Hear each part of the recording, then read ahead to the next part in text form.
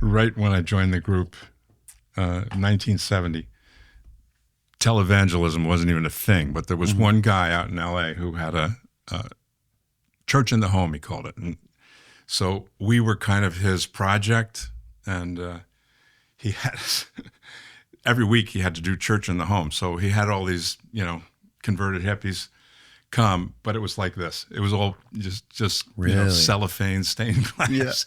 Yeah. Hey, how dare you disrespect my cathedral like that? Those are real stained glass windows, and we imported this basalt granite from Egypt. You're kidding. Swear. Really? True story. Go touch it.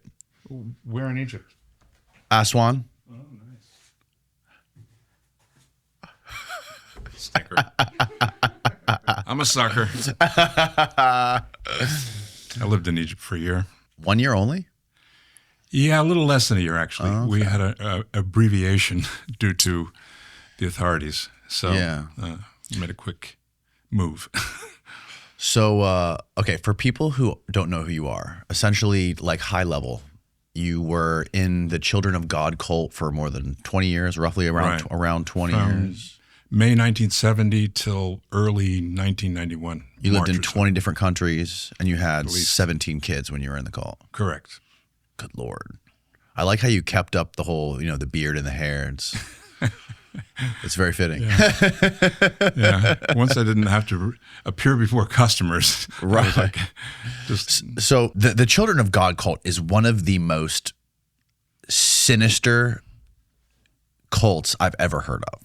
And, not to discredit how bad some of the other ones are, but like this one in particular seemed very dark, especially when it came to the abuse of children and stuff like that, and how widespread it was all around the world. But first, can you explain what the cult was? Like, what was the main idea of the cult? Sure. Well, obviously, there was a tremendous amount of evolution going on, or devolution, during the years of any high control group like that is going to have a downward spiral. But with us, it was, I was, a hippie, dropped out of college, just hitchhiking around looking for the truth, and ended up going to California, hitchhiking out to California to meet a guy who had witnessed the gospel to my brother, my younger brother. And we didn't know, it was 1970. We had no idea of any of the evangelical language. We were raised Catholic and didn't know anything about it. So I hitchhiked to California to find out who could tell me how to accept Christ. So that's what I was doing. And the first day I landed in California, there was a rally. You remember Jerry Rubin from the Chicago 7? No. One of the radicals that was involved in a big court case in Chicago. Okay. But he was speaking at the stadium at University of Santa Barbara. And I was staying with a guy that night. He was an old friend of mine, and he said, I'll meet you at the stadium, which sounded like a plan until I realized there's about 40,000 people there. Anyway, long story short, the group was doing a demonstration that day at the stadium, and which I can get into or not get into. I don't know what you prefer. Yeah, let's get into it. When the group you're talking about, the Children of God cult. The Children of God, yeah. Which I didn't know at the time. I'd never heard of them, didn't know anything about the whole Jesus movement or anything about it. So they came into the stadium, Jerry Rubin's speaking. They came into the stadium, probably 20 or 30 young people wearing red robes, ashes on their forehead, carrying big staves and scrolls with scripture references, mostly Old Testament. Very similar, like Pentecostal style. Yeah, it was came out of a Pentecostal type movement originally. The serpents and shit. No, They're not raising serpents. No, we were not doing that. Okay. It would have been better if we had. But More satanic, maybe. The idea was they were conveying that America's in trouble, their judgment is coming, and Jesus is coming back. Get ready. So at first, the thing was very strange for me. I hadn't seen anything like it, nor had many other people. And I wasn't immediately, I knew something big was happening. I didn't know what it was. And I wasn't sure it was connected to my search. So after the demonstration ended and Jerry Rubin left, I met some of them after they'd taken off their robes and were just sharing sandwiches with hippies. And How old were you, by the way? 19. 19, okay. So, So were they offering like free food or? yeah, Yeah. peanut butter and banana sandwiches. Yeah. But, and playing guitars and, just invitation to have a conversation about God. So I was up for it, and I went over and listened in, and it was so interesting to me because there was a few, what would you, kind of churchy Christians there, college students, that were debating with this group over the way to interpret Scripture and who what's the right way to live to follow Jesus. And these guys would, the college kids would give very reasonable arguments with very little Scripture, and these guys would just flip their Bible and just open it to a verse and said, just read that one. And everything they did and said came straight out of the Bible. So I was The children of God people. They were opening passages. They knew the Bible way better than these other guys. Wow. So, and they memorized, And we're talking about an English translation. They weren't reading Greek, right? No. Right. King James. Okay.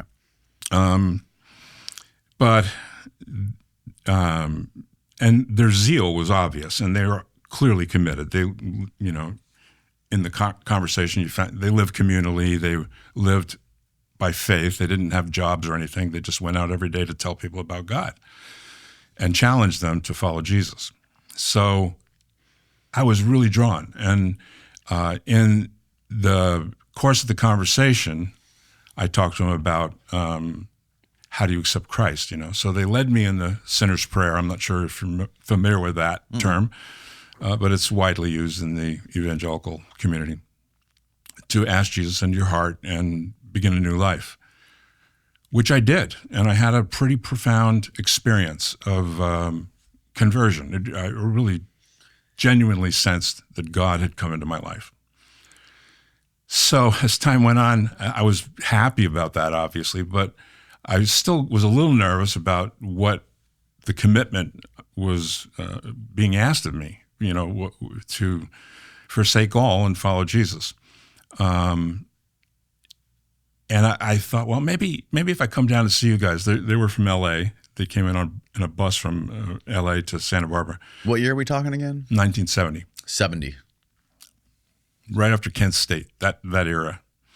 So what year were the Manson murders? 69? I think 69. Yeah. Yeah, no. So that whole thing was in the news, just like California and cults and all that. Not a lot, but, the Charles Manson thing brought it to attention.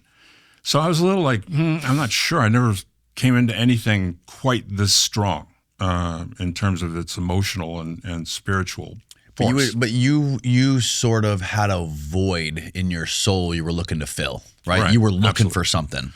This wasn't just happenstance you came across. I was very deliberately, I set out to find God, and my brother had this experience with a kid in Berkeley, so I was on my way to Berkeley, but ended up in Santa Barbara for the night where I had a friend. So that's how I ended up at this event. Right. But I had really asked God to show me the truth, and I promised him that if he showed me the truth, I would do it, which is a dangerous prayer. But that afternoon, I bump into these guys. I asked Jesus my heart, and my life has changed. But still, I'm nervous. Like, can I just get a little distance? I'd like to, call my girlfriend and check, just see what's, if I can even make sense of what's happening before I commit to, my life. But But the fella that was sharing the gospel with me was pretty determined not to let me do that. Wait. So what was the conversation like to commit your life? What do you mean by that? Like what did they say to you? Would you want to follow Jesus? So likewise, whosoever he be of you that forsaketh not all that he hath, he cannot be my disciple. And there's dozens more like that. So he was saying, we're doing it. We're doing what Jesus said. Yeah. If you want to follow Jesus, if you told him you want to follow Jesus, and then you get an invitation to follow Jesus exactly the way he said, and you don't do it, he said, you'll never be able to look yourself in the eye again. You're not going to be able to say you're looking for the truth anymore. And frankly, I think you'll just go crazy. And when he said that, I got a jolt. Like, yeah, I could see that. I could go crazy if I don't do what I told God I would do. And was there any talk about you just like joining their clan and staying and living with them? Yeah, I mean, that was the vision. We all live together. We're going to travel the world and spread the gospel. So anyway, I did. I ran back, grabbed my knapsack at my friend's place, and jumped on the bus and rode to L.A. And then I found out what it was, the Children of God, and it was. How did you find out? I think they told us somewhere along the line. They didn't have business cards or anything, but people call us the Children of God is what they would say, because that's what happened. They didn't make up the name. A journalist gave them the name. So anyway, it was a big 5-story mission building in downtown LA, 5th and Town. And it was pretty much occupied fully by about 100 converted hippies who were all pursuing this dream. Very enthusiastic, very loud, a lot of praise the Lord, hallelujah, thank you, Jesus, all day, every day. A lot of singing, a lot of hugging, a lot of smiling, laughing. Any drugs? No. Well, not once you're in. I mean, prior to conversion, like a part of the prayer and the ritual and the dance and all that. It was totally Pentecostal Holy Spirit kind of energy. Okay.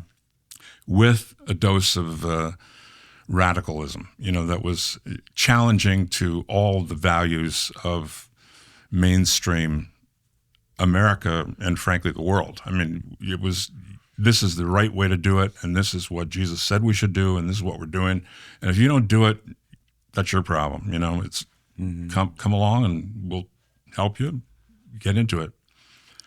So anyway, I went to this building, and there was kind of a lot. We had a big snack of big bowls of ice cream, donated ice cream, and stuff like that. And then a lot of singing, and then all the new ones, myself included, about 10 of us who had just jumped on the bus that day, were invited up to the second floor, where we had a meeting. It was called the second floor purge room, where new recruits would, after being congratulated on choosing your new life, would then give you a good cop, bad cop experience of, on one hand, praising you for doing it and making you feel good about what you're doing, and then on the other hand, a warning that if you walk away from this is what you're doing. You're failing God and you're crucifying the Son of God afresh. And it was a real difficult moment. And you just took out your wallet, threw it on the floor, you turned everything over, traveler's checks, signed them over. I'm realizing no one will know what a traveler's check is. No. but that was the kind of rude awakening into, oh God, this is a lot heavier than I thought. This is not just sitting around the living room at a commune. This is like an army here. Signing up for something serious. I went to bed that night kind of nervous about the whole thing, and a guy gave me a couple scriptures to. No, that was later. Anyway, went to bed, woke up. Loud reveille style praises to God and all that, and then kind of shuffled off to breakfast and begin your first day in class. So the class was being taught. It was all just the new guys. I think 5 had made it through the purge room, and 5 had left. And then the subject was the word. And in the middle of it, people's minds were wandering, just thinking about, what am I doing here? How did I get here? That kind of thing. What's going on? And it was a kid, really. He was younger than me, who was teaching the class, but he was kind of a Marine drill sergeant type. So he was really aggressive in the way he presented scripture. And he said, anything you're thinking about right now that is not the word of God is the devil. I thought, I happened to be thinking about my girlfriend at the time. So I thought, well, that's not right. She's not the devil. And I got up and left, grabbed my knapsack. Where was your girlfriend during all this? She's out she was on the East Coast in Massachusetts. I sort of sensed that this journey was going to change my life. I felt like I was going to meet God, and I really couldn't. All bets were off of what would happen after that. So our vision for life was on hold until I could figure out what God wanted. Right. So, but this was dramatic. I really wanted to share it with her and also bounce it off somebody to see if I could even comprehensively explain it. Sure. So you left the class? Yeah, and I grabbed her high school graduation picture out of my knapsack and started out the hallway. And one of the older guys stopped me and said, "Hey, man, where are you going?" And I said, "Does this look like the devil to you?" And I held up her picture, and definitely not the devil. And he said, "Wait, I think you got a few things off here." And so he sat me down, walked me through, and kind of encouraged me that, look, you really misunderstood what was said, and God loves your girlfriend more than you do. So you need to get strong in the Lord so that you can share the gospel with her. And we'll probably be sending a team out to the East Coast soon. You're a likely candidate, kind of thing. So I said, okay, give it another try. Went back and got on board. And it was 2 weeks in LA was pretty intense, going out into the sidewalks of downtown LA, stopping complete strangers on the street and talking to them about Jesus and the end of the world and all that kind of thing. And getting 3 or 4 hours of Bible studies every day, a lot of singing and dancing and hugging and all that stuff. So it's a pretty high. It's a very emotionally high atmosphere. Right. Most premium shirts make you have to choose between looking good and feeling good. But True Classic said screw that. Their goal was simple. Make gear that looks good, fits great, and doesn't empty out your wallet in the process. And that's why I love wearing their gear. They don't accidentally sell 25 million shirts sold to more than 5 million customers with over 200,000 5-star reviews backing them up. What I like most is it's not just about the clothes, it's about the confidence. You throw one of these bad boys on and it just fits.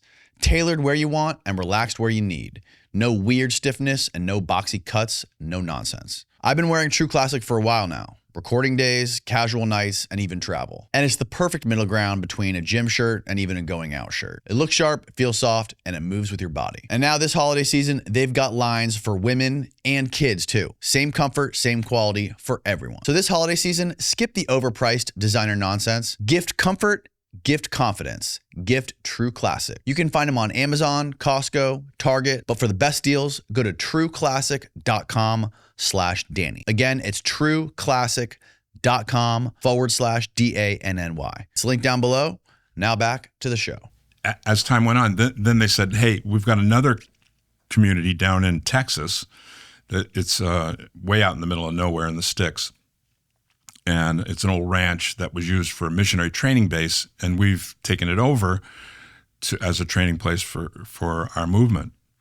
So we're sending a bunch of people down, and you're on the bus. So I went down to Texas, and that was 4 months of pretty much, I guess you would call it a boot camp type situation. It's very hard life. Nobody was there for the perks. But a lot of joy and a lot of dwelling in Scripture all the time, memorizing 5, sometimes 10 Bible verses a day, mostly along the lines of pretty standard evangelical kind of teachings, plus this radical idea that Jesus is not working through the church. He's working through committed individuals who band together to live like he said to live in the Gospels and the Acts of the Apostles. So that was our whole energy. Like, God's going to use us in a special way because we're willing to do anything. So what was like the number one, what was your number one objective every day? Just to go out and preach to people on the street, to recruit new people?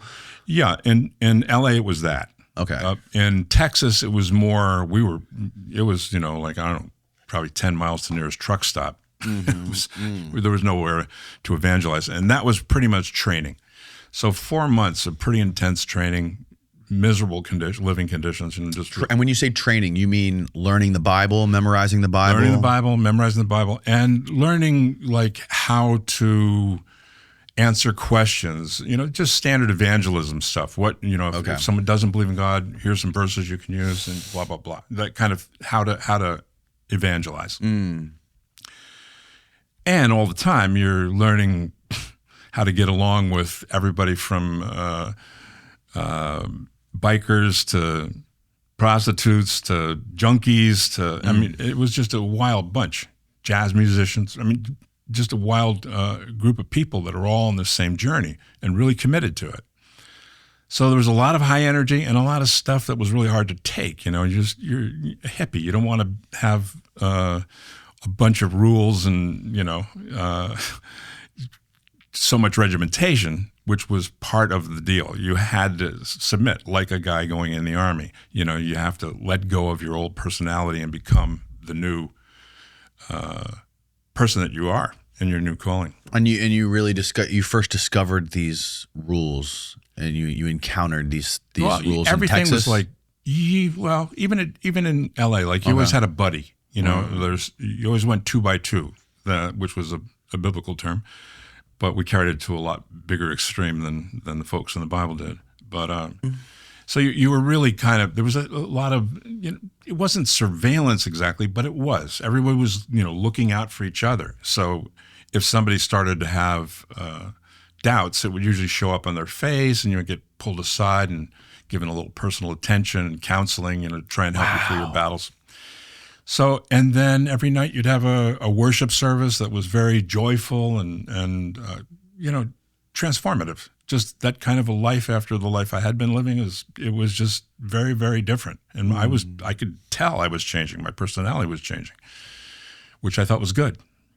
So anyway, as time goes on, the group changes its emphasis, but the main structure was in place. That the person who started it was he had been a defrocked Christian and Missionary Alliance pastor, lost his church over, it's a controversy over how he lost his church, but I think it was probably having to do with sex.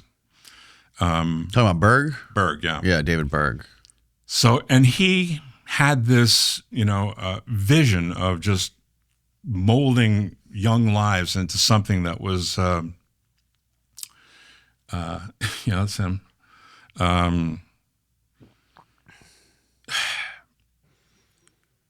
It would be unstoppable if you had a bunch of committed people that were willing to go anywhere and do anything and share the gospel.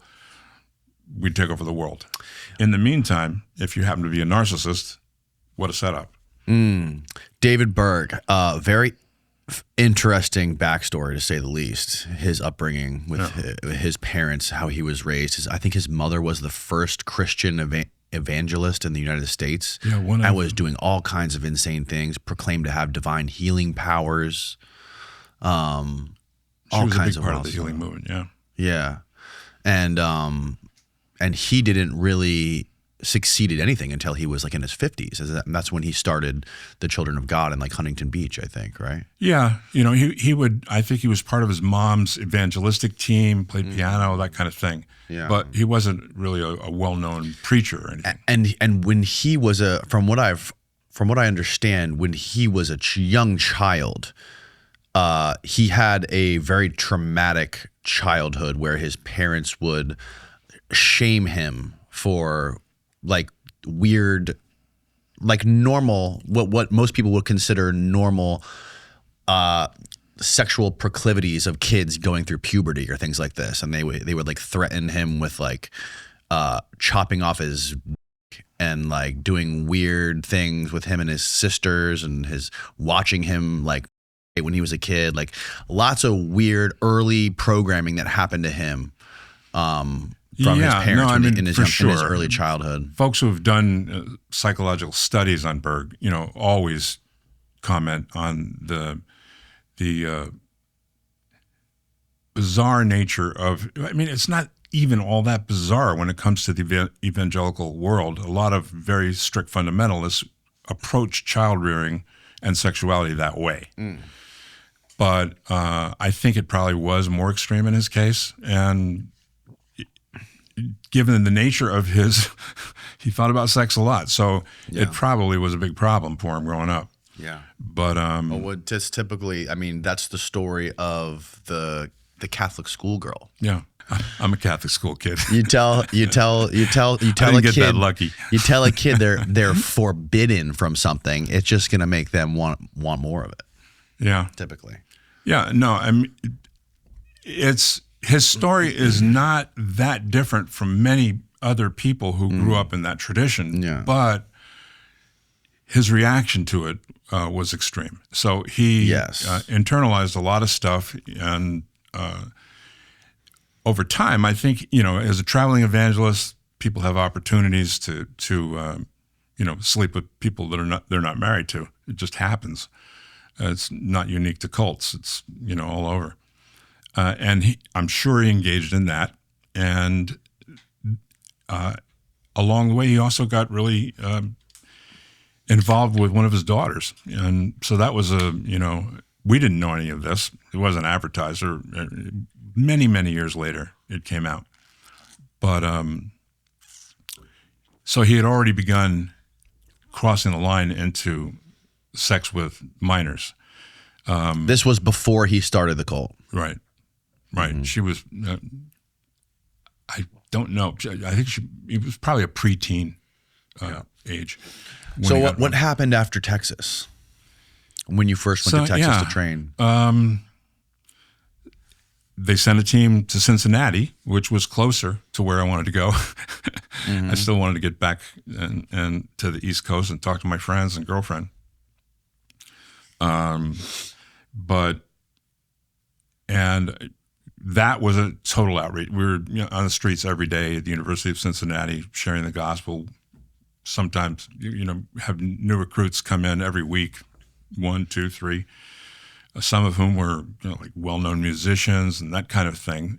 That were, it gave us a sense of wow, this is really happening. The NBC did a program on us called The Ultimate Trip. I don't know if you have that one, but that was the first. The Ultimate Trip? The Ultimate Trip. And it was filmed in Cincy. I don't think I'm in that. I don't know where I was. But, and that made us, even more like, God's giving us, promotion. This. He wants the word out. So, right. And a lot of people started coming. We had a lot of things happening. Mm-hmm. A few months there, I had sort of gotten into. They got me into teaching the Bible. I became like a leadership trainee. So I had responsibility with some of the new disciples and so on. Then the movement was growing so fast, they wanted to open more branches, but didn't have enough leaders. And who was bankrolling all this? Well, the original L.A. and Texas were supported by Fred Jordan, who was this TV evangelist guy who was making way more money off us than he was giving to us because he was using us to raise money from his supporters. This is what we're doing. We're converting all these terrible hippies. I see. So then from that point on, it was really seriously a faith work. It's hard for people to get their head around it, but miracles would happen. We had some strategy. I mean, we would contact local business owners to donate food or whatever think lumber, whatever we needed for our projects. And then when you joined, I had a couple $100. I threw that in the common pot, and everything just goes in the common pot. I mean, I think that I probably went 4 or 5 months and I never touched money, never actually touched money. Wow. So it was, a kind of it's a rush, because you kind of expect your life to happen in a really miraculous fashion. Every day was a miracle. I don't mess around when it comes to my sleep. I want something built right and built to last, which is why I've switched to a Brooklyn bedding mattress. You can literally feel the craftsmanship in these beds. Honest materials, real craftsmanship, and zero gimmicks. They handcraft every mattress in their own factory out in Arizona. No middlemen and no inflated price tags, just solid American-made quality. Mine's got that perfect mix of comfort and support, and the cooling tech is super legit. Their Glaciotex covers and Copper Flex foam keep you cool all night long, even in that Florida heat. Brooklyn Bedding also gets it. Sleep isn't one size fits all. They've got a sleep quiz that matches you to your ideal mattress in under 2 minutes. Plus, they back their beds up with a 120-night comfort trial. So if you don't love it, you can send it back. Go to brooklynbedding.com and use my promo code Danny at checkout to get 30% off site-wide. This offer is not available anywhere else. That's brooklynbedding.com and use the promo code DANNY for 30% off site-wide. Support the show and let them know we sent you after checkout. Again, that's brooklynbedding.com and use the promo code Danny. So, and that continued on that way, of mostly good stuff. You bump into some strange people in a communal group, but mostly it was pretty positive. Anyway, they at the point where they wanted me to become a leader, they wanted me to get a wife. Yes, that was Cincy. They wanted you to become a leader. Yeah, to be able to open a community. Oh, okay. But you had to be married. So what is this, a baptism? Yeah. This is the ultimate trip. Yeah. This is okay. Cincinnati. I think I'm there somewhere, but I don't see me. But so at this stage, we're kind of part of what becomes known as the Jesus movement, but we are the most radical part of the Jesus movement just because of our commitment to following the teachings on forsaking all and having all things in common and so on. Yeah, when you say radical, what do you mean specifically? What was so radical about it?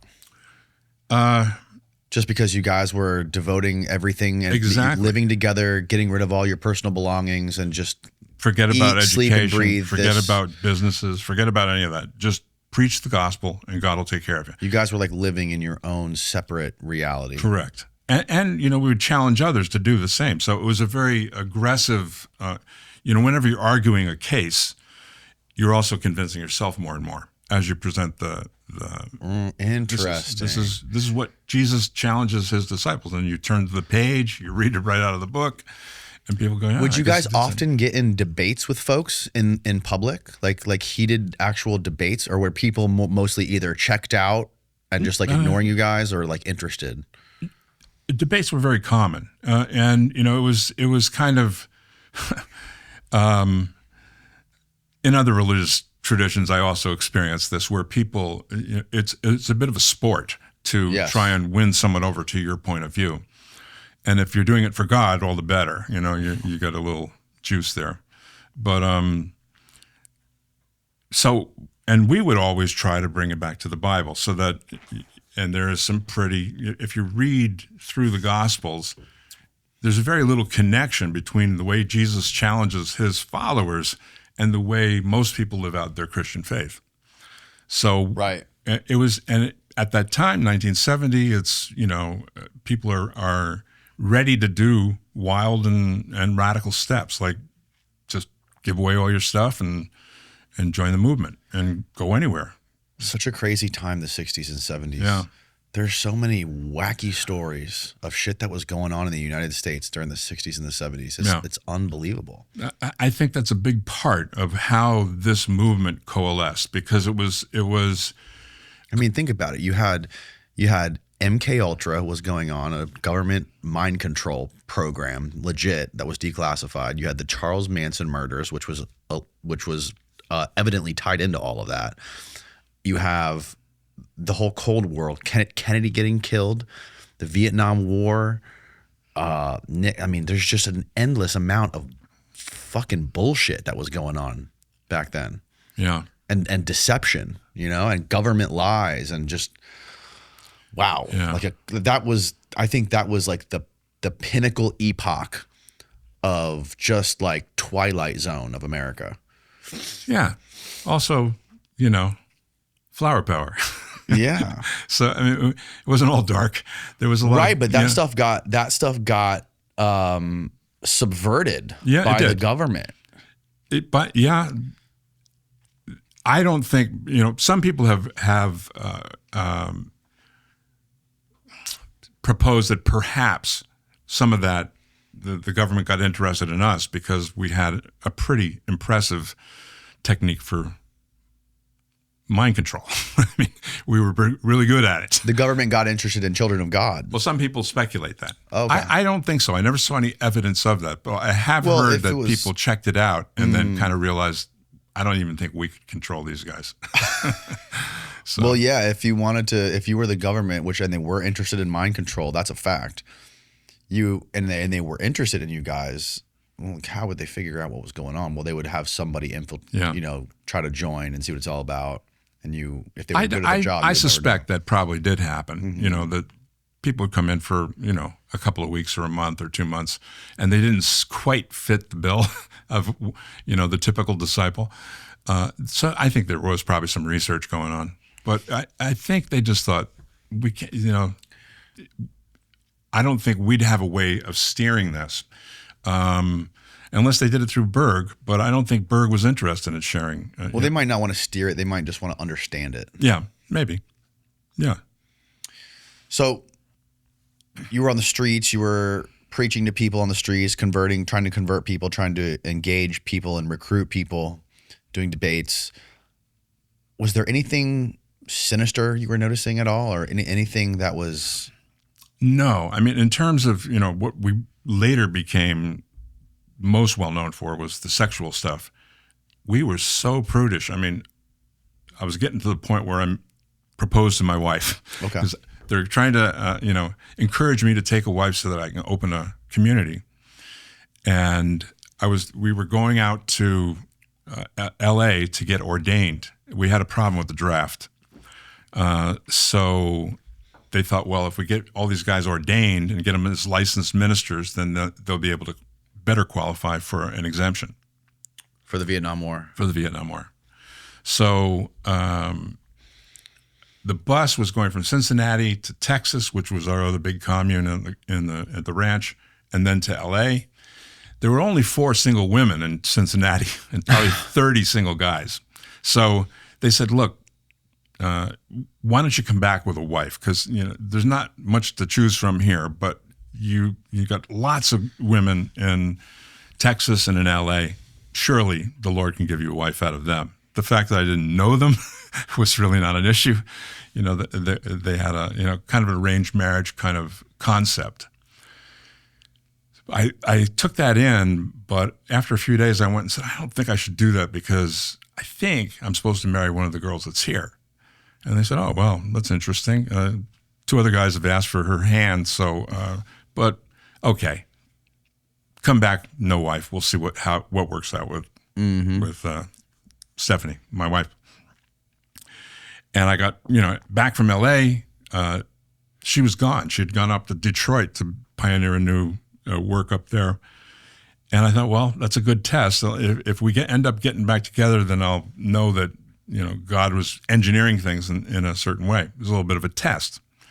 And she came back, kind of an unusual romance, but we got betrothed, which was kind of a commitment to each other before the Lord. But even after we were betrothed, we couldn't make out. We couldn't, we were allowed to hold hands, kiss each other goodnight, but no sex, no anything that would be considered as a date. Nope, until you're married. So we had to get our birth certificates from our parents, which was really awkward, to put it mildly.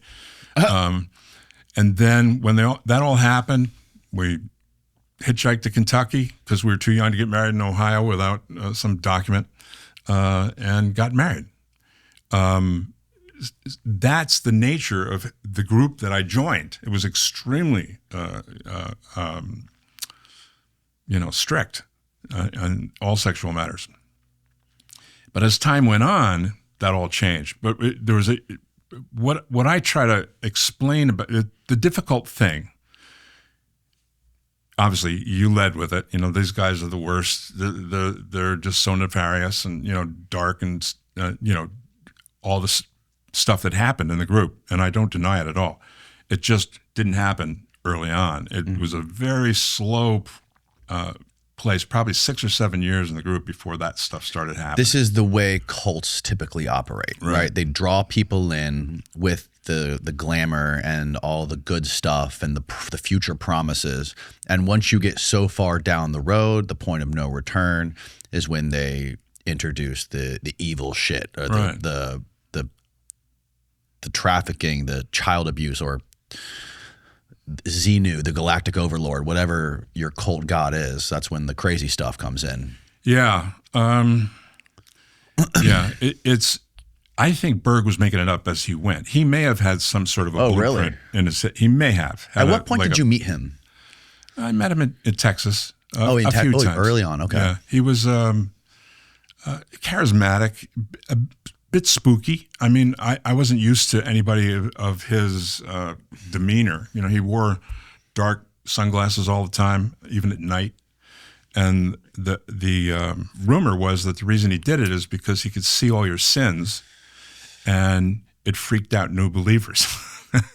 So I don't know what the excuse was. Maybe it was bloodshot. I don't really know, but that's the air he would just kind of pop up when you weren't expecting him, and say something profound, and kind of throw you off guard.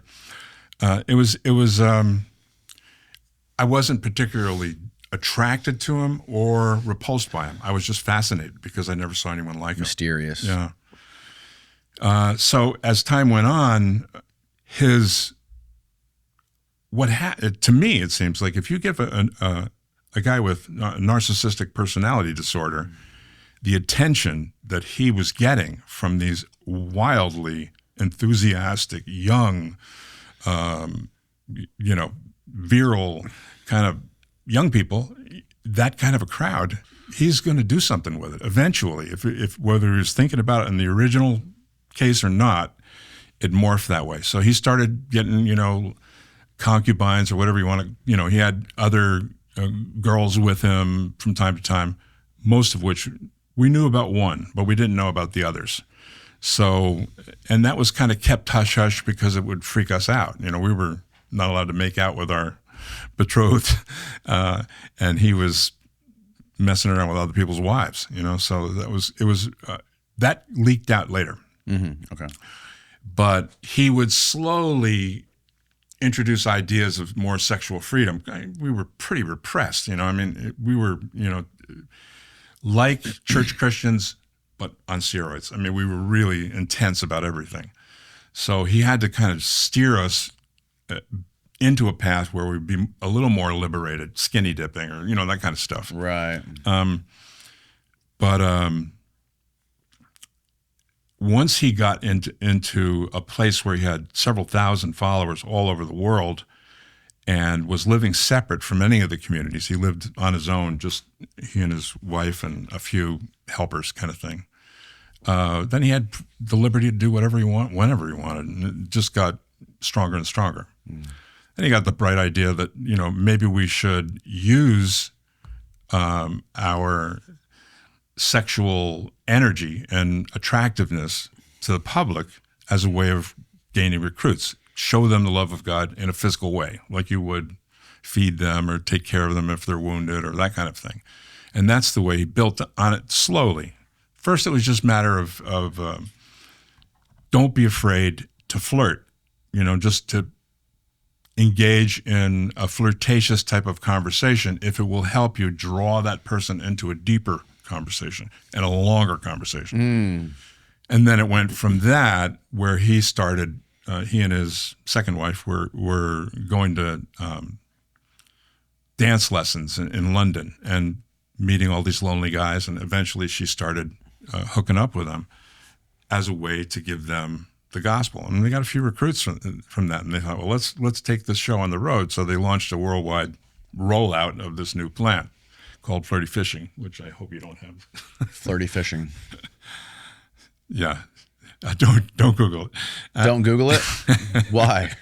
No, I mean they like drew manuals for this, right? Right, exactly. And that's They did like comic book style illustrations and manuals describing and teaching folks how to engage in the flirty fishing. And it was mainly the women who were doing this, right? Yeah. Yeah, I mean, occasionally you might end up in a kind of a relationship with a person of the opposite sex if you're a male, but that wasn't the ticket, So that's when things started getting really crazy because How long were you in it before he introduced this flirty fishing stuff? Yeah, I was just trying to think about that, and I haven't visited the literature in a long time, but I'm thinking it was probably 6 or 7 years at least.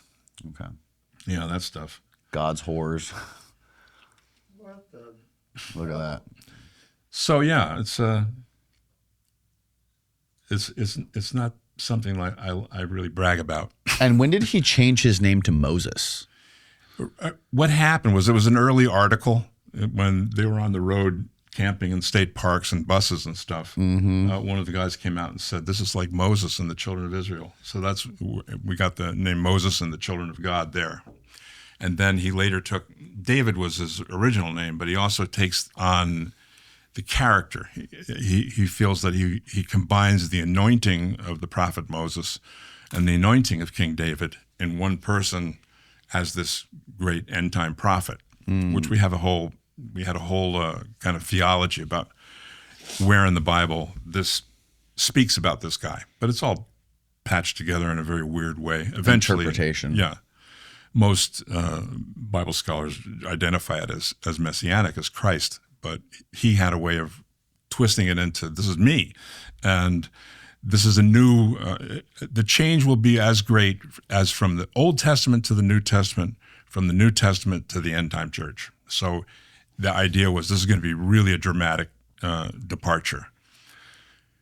And the central piece of what he was going for in it was this thing he called the law of love.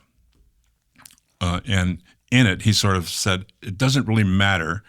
There's no right or wrong outside of love. Love is the whole key to doing, if you're doing it in love, it's good. So there were a few parameters, what would be loving and what wouldn't, but not many. And he took it further and further and further as time went on, and eventually started with his own. He wasn't having sex with his son, but his helpers were when he was just 2 years old, 3 years old. Just I don't think it was intercourse, but it was oral sex and that kind of thing. Jesus Christ! Yeah, it was really hard to take. I mean, and how did you guys know about this? They published it. They send out photos. They would touch up the photos so the adult could not be recognizable, but they would distribute it to all the members. To the members only. It wasn't something you'd hand out on the street, or you guarded it. It was a very secretive thing. But it's so hard to say because to put myself back into my 26 or 27-year-old head, I now was married. I had another partner who was soon to become my wife. I had 7 kids. It was a real. I had 5 kids, and then I got 2 more real quick after that. But with how many? You're pretty committed. I had 5 with my first wife, and then when we added another member, which a long story, but eventually it was not commonly practiced in the group, but it wasn't uncommon either. It was to have 2 wives was considered biblical simultaneously. Yeah. And it started out as the idea was they wanted to involve, there was too many Americans in the group. They wanted more international people. So if you were a leader, an American leader with an American wife, you had to take on another trainee or a partner. It didn't have to be a woman. It could be a man, whatever. But as a team that would be leadership in a 3-way kind of community. Well, if you start having sex and sharing, your bonds grow quite intense. It's not turn it on, turn it off. So we're pretty entangled. Yeah. I don't know, my wife has her convictions about what we're doing. I was starting to have some doubts. My best friend, who had been in the group as well, that I'd brought into the group, but he had become Mo's right-hand man. And part of my willingness to follow was the fact, well, if it's okay with Mike, things have got to be okay. I know he's not going to do something like that, that's wrong. So if he's convinced, I feel safe. But he ended up getting kicked out because he challenged. So that was a crisis for me. And so here I am.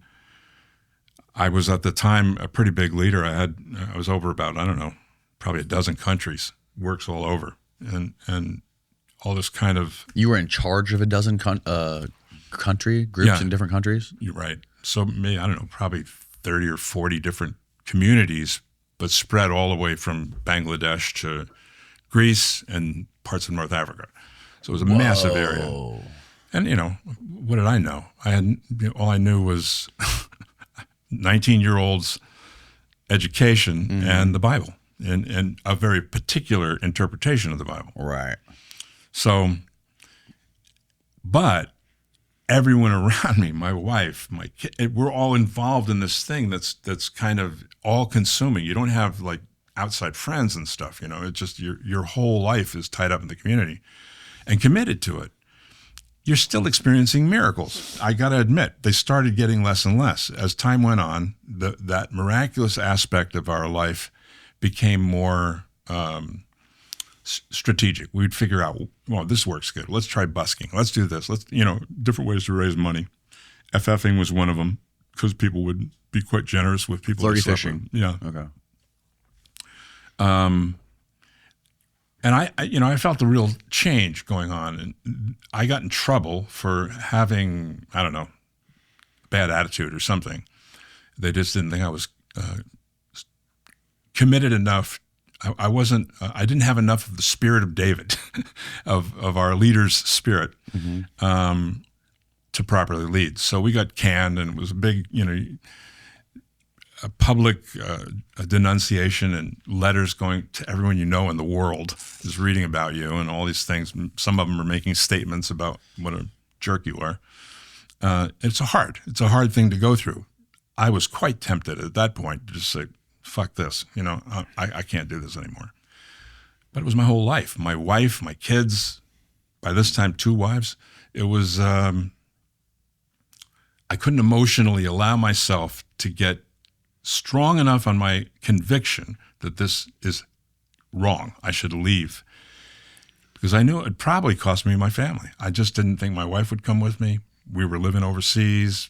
We had no money of our own, My free time is short, and the way I see it, why waste it watching actors on a TV when I can use my time to learn stuff from people I actually admire? This is why I love today's sponsor, Masterclass. With Masterclass, you're not killing time. You're getting inside the heads of some of the most interesting people alive. I mean, think about this. For $10 a month, I get unlimited access. I can watch Metallica talk about leadership and dealing with ego over decades. Then I can flip on over to Werner Herzog talking about filmmaking, telling stories that feel true. And I can dive into Noam Chomsky dissecting how power works and how language is used. That's a night way better used than watching reruns or scrolling. It's easy for me because the classes are broken down into bite-sized lessons so I can watch them in 10-minute chunks. And with over 200 classes across business, writing, music, politics, you name it, it's like having a library of mentors on demand. Masterclass makes me feel like my downtime is actually paying me back. Masterclass always has great offers during the holidays, sometimes as much as 50% off. Head on over to masterclass.com/Danny Jones for the current offer. That's up to 50% off at masterclass.com/Danny Jones. Masterclass.com/Danny Jones. It's linked down below. Now back to the show. How often were you bouncing from country to country? Oh, boy. Well, it depended on visas, for one thing. Like India, you get a visa for 6 months, a year. You might stretch it for 2 years if you had a connection. But then you got to leave. So, we'd be bouncing around from India to Athens to, Tehran to Cairo. Wow. To, just we were always, on some kind of a mission. And where were your children during all of this? Eventually, there was one period when we ended up back in the States for about maybe a year, if that. And our idea was we were going to go back to India, but this time on a business visa. So we were trying to start a business here that we could sponsor ourselves as buyers and go to India and buy handicrafts and whatnot, which didn't work out. But at the same time, I got an invitation to go to Mexico. And so what we did was the kids, my oldest son is a very talented musician, and my wife could also play guitar and sing. And we had another team member who was also quite good and fluent in several languages. So the kids formed a music group, and they became quite popular. First in Mexico, we performed all over the Yucatan, in every prison in the Yucatan. 5-star hotels. We were on television. We did shows for the mayor, that kind of stuff. We were quite popular, all the while camping on the beach. But we started sending our newsletter that we sent to folks that were contributors that weren't in the group, but would send donations to us to help us with our work, to other folks around the world. And one of our friends was in Egypt, and he said, I think you could do this in Cairo. You could be a children's musical act here. Why don't you pray about it? So we did. And I don't know, 6 months later, we were performing in Cairo. It was just kind of that the kids enjoyed it to a certain extent, but it was also child labor. I mean, we were just, kind of the Jackson family or Bruno Mars in Hawaii as a kid, that kind of a thing in our head. But I mean, in retrospect, obviously, there's a better way to do a children's music group than the way we did with street busking. And these were all your kids in this group, except for the very little ones. Right. And once they were old enough, they would perform matching outfits and choreographs and all that. Quite cute. And what about like was there any sort of like internal education program for the kids? Like, were they learning basic stuff like about the world and about life? And we had a very basic homeschool program, but it was pretty basic. Really reading, writing, and arithmetic. That's about it. But they were all very verbal because we didn't have TVs. We didn't do any of that. It was just all reading. My kids have, amazing vocabularies and love to read. But we sadly, once you got those down, there's so much more you have to learn in order to get ready for life. And we didn't do that. By that time, they were pretty much, when they're 12 or 13, they're pretty much part of the workforce. They're on the dishes, they're helping cook, they're going out on the streets to distribute literature and raise money and go perform. Which at the time, I justified it in my own head as, this is how all children's music groups, if you trace a lot of rock musicians' history, they started in a children's music group. But it was different. And I know it was not a good thing to do with the kids that way, And I feel bad about it. Feel that it was injurious to their, they shouldn't have had to bear that kind of burden. So I don't know where we live. Not sure where. We were just talking about how you were in charge of the 12 different countries, factions in 12 different countries, and managing them and jumping all around. And then your best friend was kicked out. We got the axe. Then we ended up we went out to Sri Lanka, and we're trying to start a business out there with another friend in the group, which you could do in certain countries. You were allowed to have secular activities if you were in a country that didn't have a Christian background or donor base. And real hard. I mean, I honestly could have easily left the group back then if I was convinced that my family would stay intact. But every time I got right up to the edge of it, I would back off. I would just get scared, thinking, I don't want to do this. I'm going to lose my family, What did your kids think about it all? Well, they're kids, so they were, Did you ever have conversations with them about that? Back then, about like potentially leaving or like. No, I would never never ask you. I about wouldn't. like, I wouldn't. If I even brought it up to my wife directly, she would report me. I would be sent off to Timbuktu to wash dishes and, get retrained. So I couldn't openly discuss that. But I just put it off and thought, well, maybe we'll find a niche that we can kind of be far enough away from leadership and all the craziness that's going on, and just be missionaries. We'll just do our own thing and be missionaries. Worked for a while, but it's a very difficult tightrope to walk. We ended up back in the States, then in Mexico. The kids got involved.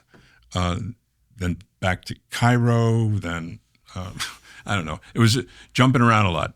But during the last 10 years or so that we were in the group, I was pretty much independent. I tried not to get into leadership again because it was a bummer. There was nothing good about it. But every once in a while I would, and then the crisis of conscience would come up. You can't do this. This is wrong. And the stuff with kids was getting much more serious, much more widespread. Thankfully, I can just... known by people. Yeah. Known by all the members. You had to know. It was part of the publications. It was part of the... it might not be happening in your home. It might not be happening in your location, but you knew it was happening. It was published everywhere, and you're always going to brush up against it somewhere. So that was a crisis for me. The group started having to change because... you can't get away with that stuff for indefinitely. Somebody's going to blow the whistle on you.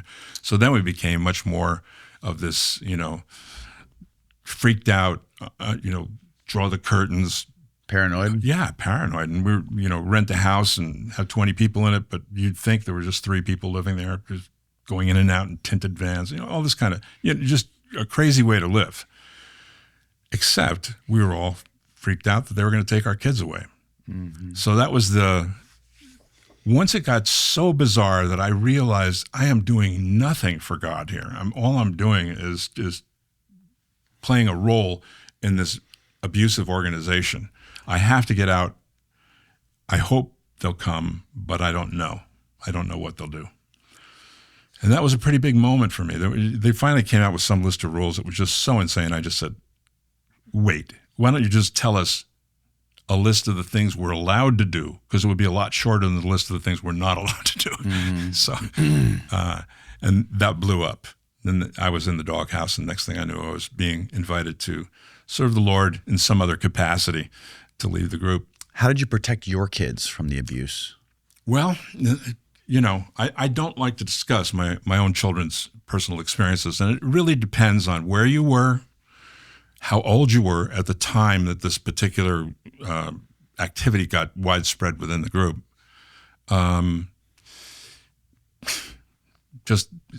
There was, in my mind, clearly a handful of people who were just flat out pedophiles, just were having a field day.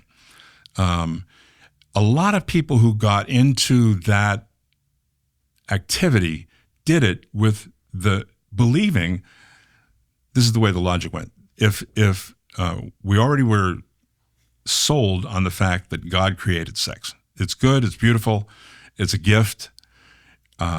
We also had crossed over, it's not only if you're married, you can share sexual love with other people in a beneficial and loving way. So once you're over that hump, then you think, well, the idea was in the Bible, people were, get betrothed at the age of 12. It was Mary was probably 12 years old. Yeah. So and allegedly the apostles were children as well, or teenagers. Yeah, some of them were. Some of them had kids, but it was the idea was, I forgot where I was going with that. I was asking about how you protected your kids from some of the stuff. So then once it opened up to the point where, kids can have sex when they're teenagers, and maybe an adult could have sex with a teenager in certain circumstances. Very uncomfortable. Very uncomfortable. I had teenage girls. It wasn't at all. And this was writing This was stuff that was written and given to you, or this was explained to you in person in like a meeting or something? Both. Okay. Both. Yeah, it was not a secret. So I mean, you really can't say. You know, I know some people who still kind of like, I never saw it. I didn't know what was going on. I don't believe that. It was everywhere. Unless you're willingly blind, you would know that this was going on. You might try to describe it in the idealized love, and there's really no difference between a child exploring sexuality and an adult, and maybe they can do it together, you know, that kind of thing. And I think people got drawn into this idea that I have to educate my child sexually in a loving, manner, and introduce them to this. Well, I didn't like it at all. I was not a part of. I never had sex with a child or anyone underage at all.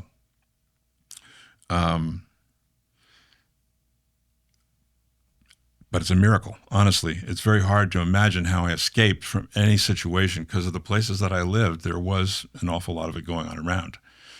And some of my kids were affected by it. I won't, discuss the details of their situations. It's up to them to, and they do. They in their own world will express their challenges and difficulties overcoming the trauma of those kind of early exposures.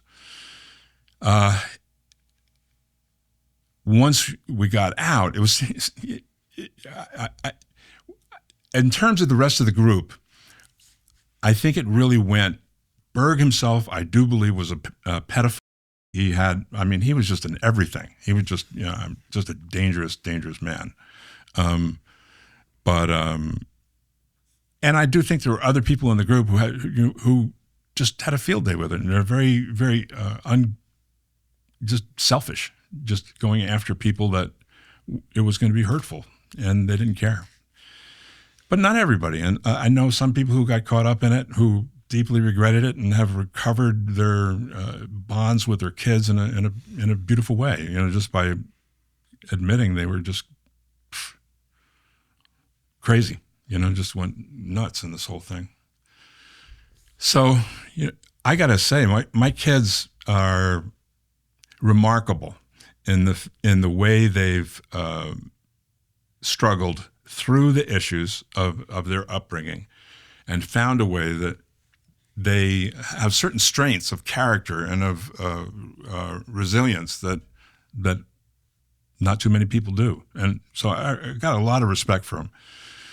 And I've had to apologize, I couldn't tell you how many times, just for the stuff that we did, the stuff that went wrong, stuff that happened to them on my watch. It just shouldn't have happened at all. And it's not just my kids, it's, I don't know how many kids, but in the thousands of kids who, in that window where this was part of the group's identity and practices, and whatever age they were, depending on if they were preteens or teens or whatever, their experience and where they were. If they were in a central headquarters situation, bad news. If they were out in the field somewhere, maybe not. Maybe they didn't even it might not have come up. Where was Berg during all of this? Where was he based? Texas? He moved around. He left the States pretty early. I think he thought the FBI was after him. He lived in England for a while. He lived in Switzerland for a long time. Tenerife. He lived in what are those islands off the coast of Spain? He jumped around. He was. I think his last place was Portugal. I think that's where he died. It's all very secretive, but that's my understanding anyway. So I was out by that time. What was the straw that broke the camel's back for you? For me, I think it was just there was no, this is good, this is bad, this is good, this is bad. It was all whump. There's nothing good about this anymore. I can't even preach the gospel. If I should lead someone to Christ, I can't give him my phone number because it's a security law, rule. And it was just, I'm doing all this and I'm not treating my kids. By this time, the sex with kids had been outlawed. within the group, although I think it was still practiced. It wasn't practiced where we were. The last couple of years that we were in, it had been verboten. Too much bad publicity. So they stopped all that. But my kids were still messed up, and I could see they're not ready for life. I can't, unless they're going to be part of this community all of their lives. We have to make a change. We have to be able to give them a better opportunity. And it's personally agonizing for me just to watch what had been my dream turn into an absolute nightmare, and didn't know how to get out. Didn't really know. So by the time we did make the break, we had spent 2 years in England, visas ran out, came back to the States. By this time, I was already thinking, if I'm going to make a break, I'd rather be in the States. At least I'm in my own country. I don't have to worry about visas and all that, and I figure out some way of changing our lifestyle.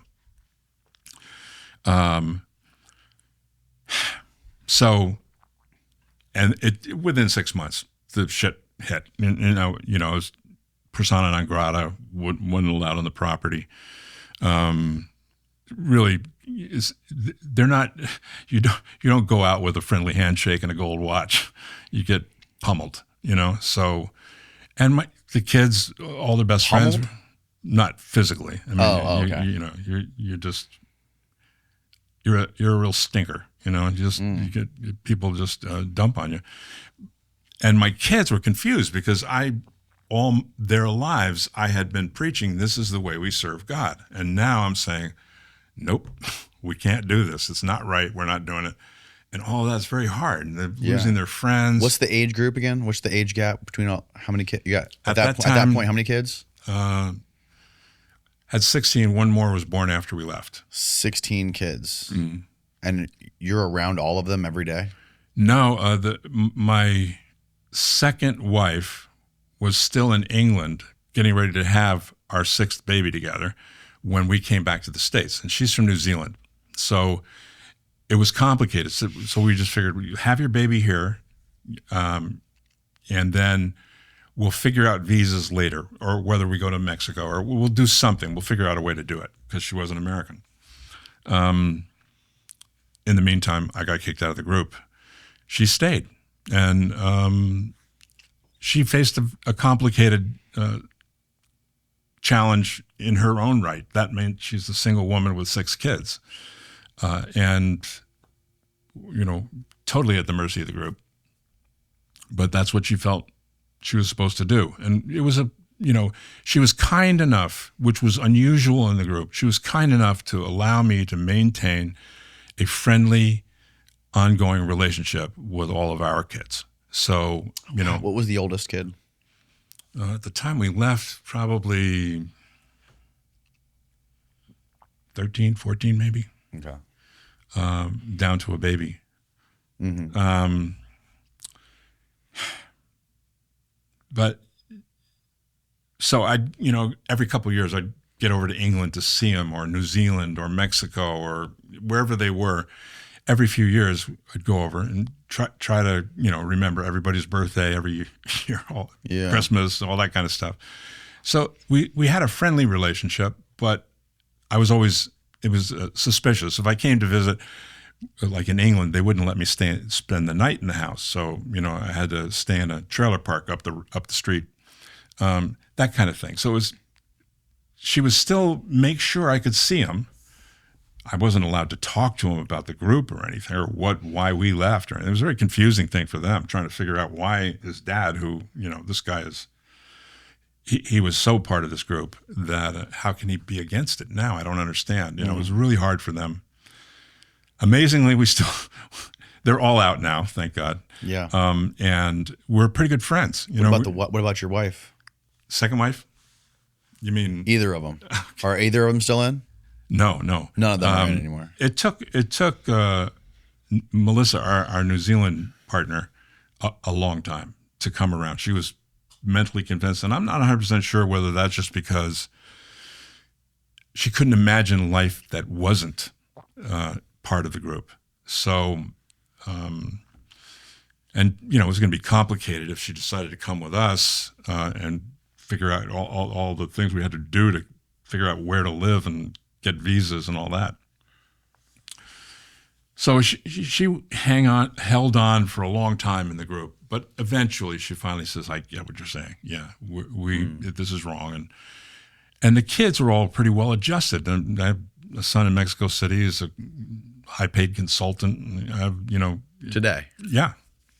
They're all successful in their fields, musicians and artists and medical field, all kinds of things. They're quite good, happy, well-rounded. Everybody likes them. They're very lovable people. It's a miracle, man. I won't say that about all my own kids who grew up with me. Several of them had serious psychiatric problems along the way. Like what? Well, in 1997, we were living in the States. I had three of my oldest kids stayed in the group after we left because they were all. Wow. How old? Two of them were married. Oh my God. And had babies. How old were they? Maybe between the ages of 16. He was the youngest. He wasn't married. 16 up to probably 21. And, we just had to wait patiently because you can't just run in and try to talk somebody out of what they're doing, especially if they have kids. I know the trial that they're going to have. So it's just giving it time, and slowly life would start to, maybe what Dad's saying is true, and they'd pack up and leave. Yeah. So thankfully, it all came back together. But in 1997, one of our daughters was in college. Two of them were in college, roommates together. And one of them, just shy of her 19th birthday, was killed in a car accident. And it was, utterly devastating to everyone in our family. Just, we couldn't imagine it. And a super, super lovely young woman. If you took a vote of my kids, who's your favorite brother or sister, she would have won all the votes. God. So we were smashed. And, it took a while for us to get our feet again. At that time, we also had a 13-year-old who was she was off the charts, brilliant, beautiful, perfect pitch, musically gifted, just an amazing kid, and a very unusual personality, and just obviously had some personality disorders. So it was really hard for her, when her big sister died, she got more and more wild and ran away from home when she was 15. Got into a lot of trouble. But she was doing better. She was now 23. This is some years later, 10 years, 2005. And she had gotten married. Her husband was a nice guy, and I don't think he knew how to help her. But during one of her breaks with reality, she ended up overdosing on alcohol and her psychiatric prescriptions accidentally. And that was, again, rough on the whole family, So that has left its echoes. So, some of the, I admire every one of the kids, but, some of them handled it better than others, and some of them struggled, still struggle with different issues, which I'm sure are related to the family, but they were so young that they didn't have any of those kind of experiences. It was definitely not part of but the echoes, they hear their big brothers and sisters talk. So all of that carries down, and it makes it a hard cross for them to carry too.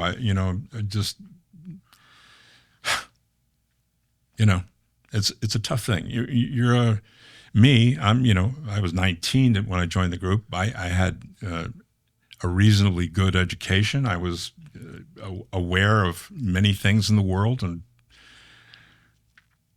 I have to take full responsibility for everything I did. And there's just, I can explain it in terms of what psychological conditioning is and how it works. I mean, I loved your interview with Rebecca Lemoff there. That was good. I love her book. But yeah, it's just, the struggle is, as a parent, I can't live constantly in full view of everything I ever did wrong. So you slowly have to forgive yourself. If you've kind of learned what you did, why you did it, what went wrong, how your brain got to that place, and you're willing to say, I was wrong. And it's not like somebody hypnotizes you, there are little agreements you have to take. I had to agree to do stuff, it wasn't just, they couldn't just make me, but they would convince me in a way, but it also sort of appealed to me, the thought, yeah, I could have another wife. Yeah. So right. I can't say I'm just a totally innocent bystander. It was there's an appeal that holds you in something. And there's the hard part, there's the part you don't like, and it's constantly back and forth. But I won't say that I never, you get led, the way the Bible puts it, you're led away of your own lusts, So there's a certain part of us that is, if you get suckered into something, chances are you probably were lusting after it, Yes. So that's the, you have to unpack all that, repent and forgive yourself. You have to be willing to change, admit what happened, see it as wrong, do the best you can to make up for it, apologize to those you've hurt, and work hard to try to build the trust again. Do you think your kids forgive you? Yeah, I do.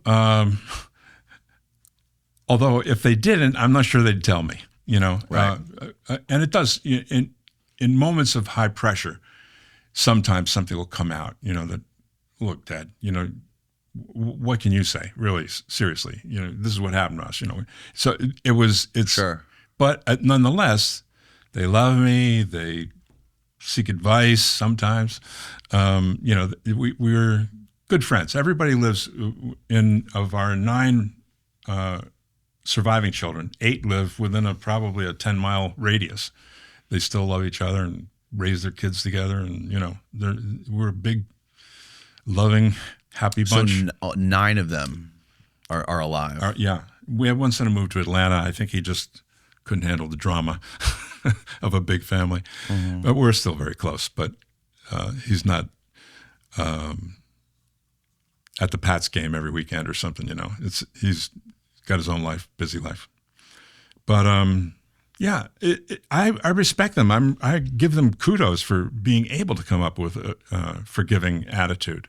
But I think if you really love somebody, they feel it. They know that you'll do anything for them. However you screwed up, Yeah. Well, it's obviously a lot of people could not live with themselves after that. A lot of people committed suicide after leaving that, and even when they were in the cult, right? I remember I heard stories about. There were a few adult suicides, but the tragic piece is that so many of the second generation, I don't even know the statistics, but it's a lot, that end up, I don't know, just getting into a place that they can't find a way out of. They don't have the internal structure, from having been raised in a chaotic fashion. And, they have some tough stuff to chew through. So, I mean, as an adult, every time it happens, it's crushing. There was, I don't know if you're familiar with the whole Ricky Rodriguez thing. I am, yeah. But you should explain it for people. So, 2005, just shortly after, shortly before my daughter passed away, Ricky. Were you in 2005? Were you out? Oh yeah, we'd been out for 15 years almost. Okay. But I was involved with a ministry called Meadow Haven, which was a transitional home for people coming out of high control groups, cults, and you could stay there for up to 6 months. And they had a counseling program and a lot of different ways to help people get back on track after being, 20 years in a cult or whatever. Right. But so we were involved. We're serving on the board of this ministry and trying to work. Going to International Cultic Studies Association events where we would explain our past and try to get a deeper understanding of the dynamics. In ICSA, the International Cultic Studies Association, people get it. It doesn't, there are hundreds of different groups represented, but they get the same dynamic. It's like McDonald's or Taco Bell, different menu, but same standard operating procedure. So cults are that way. They just inevitably end up doing certain things the same. So they get the dynamic, and they get how warped your sense of right and wrong can become in that atmosphere. So, trying to think of why I was going there. 2005. Oh yeah. So, the child of Ricky, right? Ricky, he was a love child. Born to a guy from the Canary Islands, and Maria, who was the second wife of Berg. Oh, Ricky was not Berg's wife? I'm sorry. Ricky wasn't Berg's son? Not biologically, no. Okay. He was, a Spanish father. Okay. And he had left the group. It was very, very, you can imagine what he went through. Holy smokes. He's been publicly lauded all over the world by our group. He was the prince. He was the up and coming heir to the throne kind of thing. A lot of pressure, and it was obviously he was the experimental test case for all the sex stuff with kids. The moment he was born, basically, he was abused sexually. I think maybe 2 or 3, something like that. He was getting his diaper changed, so that's the kind of thing. Christ. So, and the idea, they published it all. It wasn't something like the Catholic Church or something. This was not done in a corner. It was not like secret, hide it, don't tell anybody. It was, no, this is great. This is the way God's love is meant to function. We're supposed to be all, utterly liberated in all ways. So not only are they doing this child, they're publicly they're bragging about it to everybody in the group as a kind of a how-to manual. Kind of this is the way we suggest you raise your kids, So that's why it caught on so widespread. So anyway, he had no kid raised in the family had it easy, but he had it more difficult than almost anyone I can imagine. Just the amount of scrutiny and the amount of abuse and control. He got married. They left the group. He had become an electrician. But he was severely troubled, just eaten alive, and constantly feeling like, I got to do something to save my generation from the family. And he got it fixed in his brain that he was going to kill his mother and track her down. But he's living incognito. He didn't know where she was. And in the path of trying to find her, he ended up... He made a video, right? Yeah, he made a video. He made a video talking about, and you can find this on YouTube, I think. Yeah. He's basically like, he has the knife and the gun. He's showing it off and talking about. And you can see his demeanor is just, flat. He's not raging, angry or anything. He's just cold. He's come to a place of a decision in his life, and he's ready to commit violence. And he's, like that weird peace when you make a decision, even if it's a really bad one. That's the vibe that he carried on his tape. So after he Don't play the audio on this, Steve. Sorry, continue. After he ended up, he ended up finding one of Maria's assistants who was living, I forget why, but she was living on her own, and tracked her down and was trying to extract the information, where is my mother? Right. And was torturing her to do it, and ended up killing her.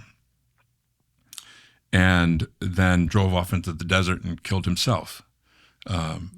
So this was, I didn't know him well, but I knew him. You met him? Yeah, as a kid, and I had just come back from India, and I was visiting, David Berg and his headquarters situation in southern France.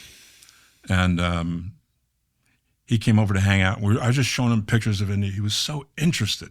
Oh, how did they do that? Ooh, what's that? I really liked him. He was a good kid and happy. He didn't seem to be. He was very comfortable with an adult company and stuff. So it was real. It hit me really hard. Not because I was so emotionally connected to Ricky, but because he was a part of the cohort of my kids. So, oh wow, it was just a total shock. So the entire ex-member, second generation ex-member community, went ballistic over the whole thing. It was a website formed with a whole lot of very, very traumatic testimonies. When it first broke, ABC News wanted to do a story, a little background piece on cults and the group. And so they contacted Bob Pardon, a friend of ours who runs the Meadowhaven Project, and said, do you know anyone from the Children of God? And he says, yeah, I'm not sure you'll want to, but, maybe. So they wanted me to get interviewed, but the tape hadn't come out yet. And we all knew that it had happened. There was newspaper stories, but there was no footage released or anything. ABC had the tape. This one? Yeah. Okay. So I said, look, I'll do it, but if you could put the screen over me and change my voice or something like that. I got kids in school, grandkids in school. That gets out. I know how kids can be with other kids. Yeah. It's gonna be rough for them. So and I was just scared. Wow, this is really, really upsetting. In every way. So I said, I'll do this, but I'm not going to talk about my own kids' experience because that's their story to tell, not mine. I will answer questions about the group and so on and so forth, and give you the background piece to, in any way that I can help. Sure. And so I went they had a hotel room set up in Boston, with lights and all that kind of stuff. But before doing the interview, he said, I have a tape to show you, and he hit play. And, God, I'm just utter, completely shocked. I was a mess of just tears and snot. Couldn't catch my breath. I couldn't talk. I was just so upset thinking about Ricky and all the kids that face the same type of emotional challenges that he did. Maybe not to the same extent. Maybe they are. Who knows? I'm not sure. I don't know everybody's experience, but it's personally upsetting, but more so because I know that I played a role in this group getting as far as it had, for so many years. And I'm, responsible to some extent for all the shit that's happening, with all the second generation kids. So that became, a real difficult reality to deal with in my everyday life. Thankfully, they never aired the clip, of me in the interview because I was completely, I think I was just too snot covered to use on TV. So they went a different way, which I was grateful for. But so that's the biggest thing for the last, from probably 1995, once we had kind of got educated about what had happened to us and we began to see clearly and get some cult insights, until the present day. I mean, I got grandkids, they weren't even a twinkle in my son's eyes yet, that are affected in the bang-on repercussions. Really? Well, they hear the stories, and that that makes it a little hard to feel the same way about grandma and grandpa, because my kids actually understand it better than some of my grandkids, just simply because my kids understood, right, how this happened, that it wasn't Dad didn't dream this thing up. Well, that's my story. And this Ricky guy, that we were just talking about, he was proclaimed by Berg to be like the next Messiah or something like that. He would be the prince. Once Berg died, which he was prophesying that he was going to die soon, that I think the doctrine that they came up with, that Ricky and his mother would be the two end-time prophets in the Bible, in the book of Revelation. So that was a lot of pressure put on a kid. How was this group never taken down by law enforcement or the FBI? Well, in other countries, it did get in trouble, a lot of trouble in Australia, in Argentina, France. Kids were taken away and held in facilities for months, trying to deconstruct what's going on here. But the kids were actually trained to how to answer the authorities. No, we don't have sexual contact. No, they were just trained to do that because we have to do this. We're deceivers yet true, the Bible says, because otherwise they're going to stop our work for the Lord. So the kids, they're just brainwashed. Yeah, there was nothing to wash. Exactly. They were just sponges. Exactly. They were just sponges. That's a good point. And so sometimes kids did end up being permanently separated from their parents if there was a particularly egregious situation. But most of the time, they'd end up getting them back, everybody to leave the country, go to somewhere new, start a new group under a new name, a new outreach. And they did it, that's the way it worked. And in the States, that's one of the reasons we got out of the States. Berg made a big point early on of getting out of the States. And I think it wasn't just because we're supposed to go into all the world and preach the gospel to every creature. It was also because the FBI won't get you if you're overseas. Mm-hmm. And if we're here, we're much more vulnerable. So you said you left in, what was it, 95, 96? We left in 91, early on. In 91. And it took us about 4 or 5 years before we felt like we'd even come to a place where we could begin to understand our own experience. Mm-hmm. We didn't come out. I already knew that Berg was wrong about a whole lot of stuff, but I hadn't unpacked. Did you ever confront him? Not personal, not face to face, but that's what got me the boot. When I basically said, look, can anyone show me from the Bible how this stuff can be justified? And they said, well, maybe you'll be better off some other organization, which was rough.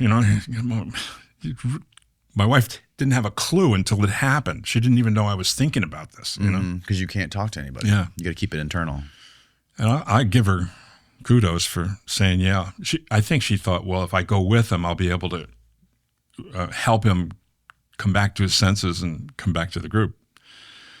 But thankfully, given enough time, she began to realize that I was right about an awful lot of that. Are you still with her? Oh, yeah. Wow. 54 and a half years. Wow. The strange thing is we met the group the same exact day at that same Jerry Rubin rally.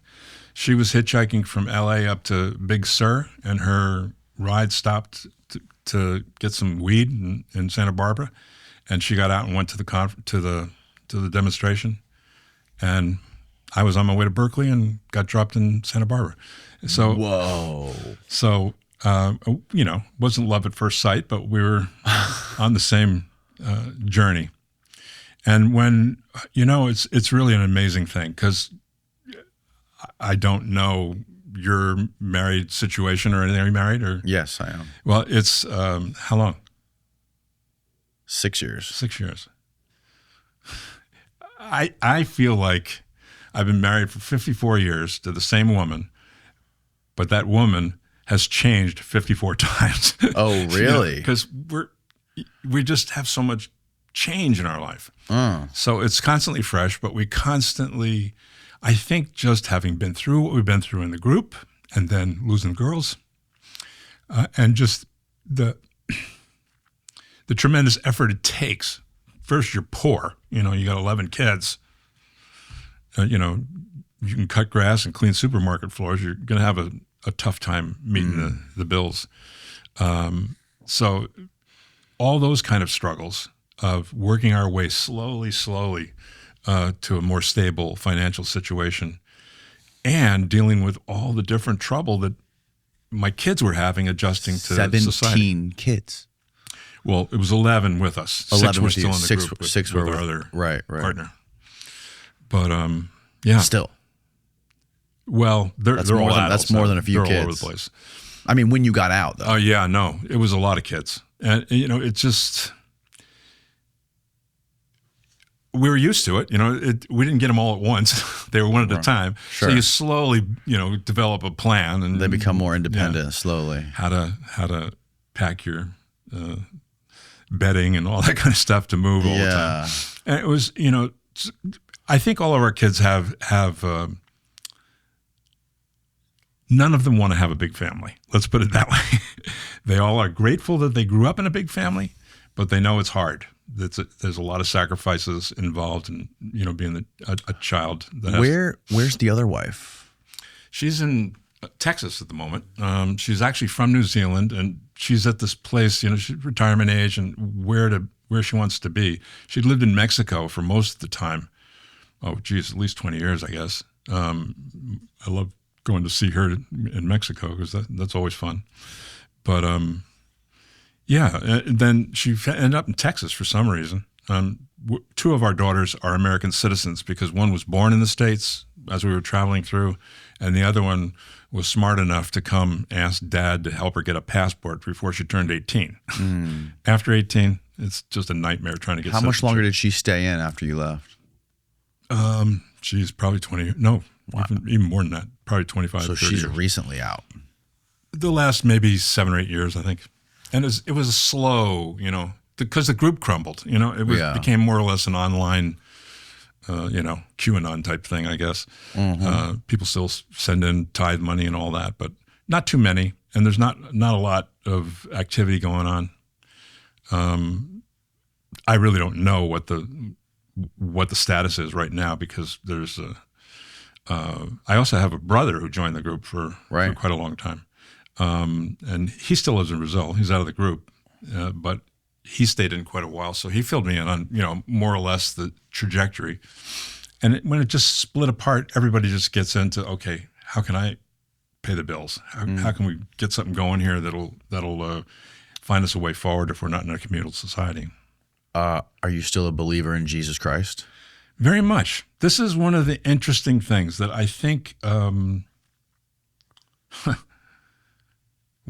you should see my bookshelf. Taking a lot of reading and talking and got to know Christians from every imaginable denomination through our business operations and so on. But it was, both my wife and I still feel as though the way we met Jesus was so dramatic and so give it your all, just lay it all on the altar. This is not my own life, it's yours, God. Mm-hmm. Do with me what you will. It did something to expand our idea about what faith in God is. It's not just throwing out, fourth quarter Hail Marys to the end zone and saying, Lord, just please, it's a relationship that is difficult for me to explain. How did God stay with me, answer prayer, help me have whatever success we had as a family and at least a successful marriage, all the while involved in some really nasty crap all around us. And whatever level of participation, non-participation, absolutely within our knowledge. And to me, that's none of us can excuse the fact that we didn't, at the first sign of this, say, holy shit, this is not right. This is not, going to a dance hall and picking up a lonely guy. This is much different. It's a real,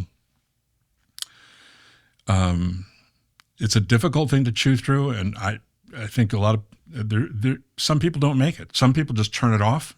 I don't ever want to think about the group again. I'm just getting, some people Bury it. Yeah, bury it.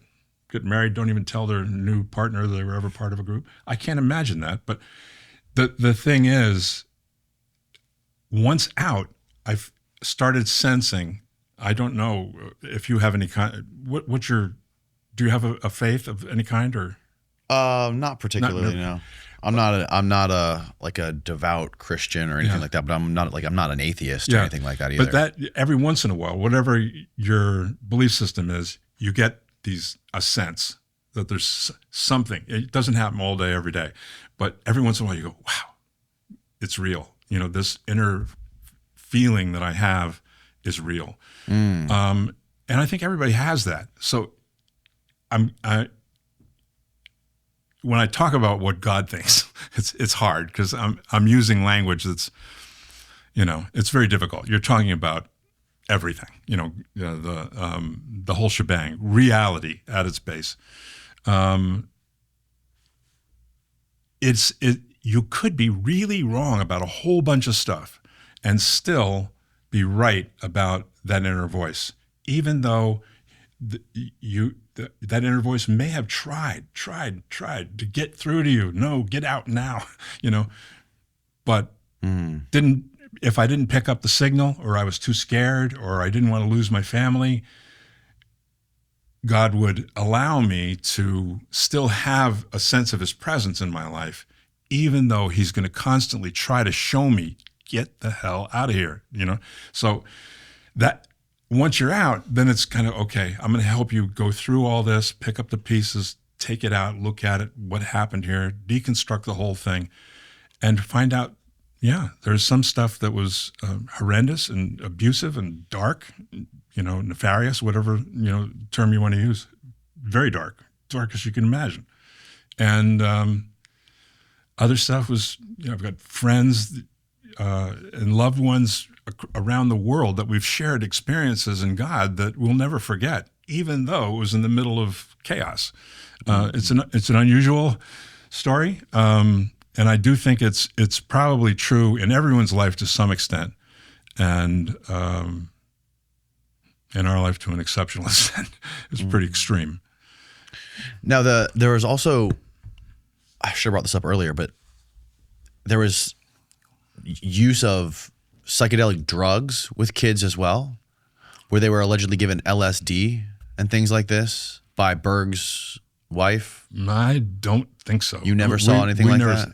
It was, I smoked weed one time in Kathmandu and caught hell for it. It was really, drugs was, totally off the table. Interesting. But, it's interesting. I was just at Harvard, did a seminar, a webinar, I guess a seminar on the topic, the Psychedelic Jesus. And the speaker was an expert on the late 60s, early 70s, the whole hippie scene, and he's got a whole collection of the free press, the hippie papers and all that, and artwork. And he had an interesting theory that there's so many stories of people who got involved in the Jesus movement. I'm not sure, are you familiar with the term, the Jesus movement? Yeah. Yeah? Okay. Yeah. Very widespread. There, a lot of pastors in the country came out of the Jesus movement. They quickly, went from hippie to fairly mainstream quickly, but not us. We stayed out in the wilderness. But what his theory was that there was so much LSD that and all kinds of drugs that were preparing the way. Myself personally, my wife, most of my friends had experiences that made us question the nature of reality while on psychedelics as kids, 18, 19 years old. That definitely prepared us for not only a spiritual experience, but a profound spiritual experience. So, the average person who says the sinner's prayer doesn't turn their entire life upside down that day. It was a dramatic conversion experience, I think, partly prepared by LSD, by psychedelics. Do you think it was purely the psychedelics, or do you think it was a combination of that and the vulnerable state that you were in at the time that you discovered those people? I was particularly vulnerable, but it was also, something in the air. The hippie thing was very powerful, and just made you question everything. So, and lay it all on the line for your belief system. So, whether I was going to become a political radical or whatever it was, I was not going to live, the same life my parents lived. I was going to live in a radical way. And when I found out that Jesus was a radical, I, took off. That was it. Yeah, it's interesting. There's a lot of texts that allude to the use of drugs during Jesus's time too. You know, like there's the Eleusinian mysteries and like the Greeks were doing, and there's lots of interpretations of that involve psychedelic drugs in antiquity. Yeah, yeah. There's a lot of people that are advocating for it now too. There's people that are advocating for the idea of introducing psychedelic drugs into the church. Yeah, I'm actually part of an organization called Ligare. Have you ever heard of them? Mm-hmm. It's been around for a couple of years. Started by an Episcopal priest who was part of the Johns Hopkins experiments. Yeah. Which John Hopkins experiment specifically? It was the 2016. The report just came out because it was mired the religious leaders. The religious leaders, yeah. So he was a Episcopal priest. There was 16 people. There were priests. I don't think there were any nuns, but there was, a lot of different. Not all one denomination.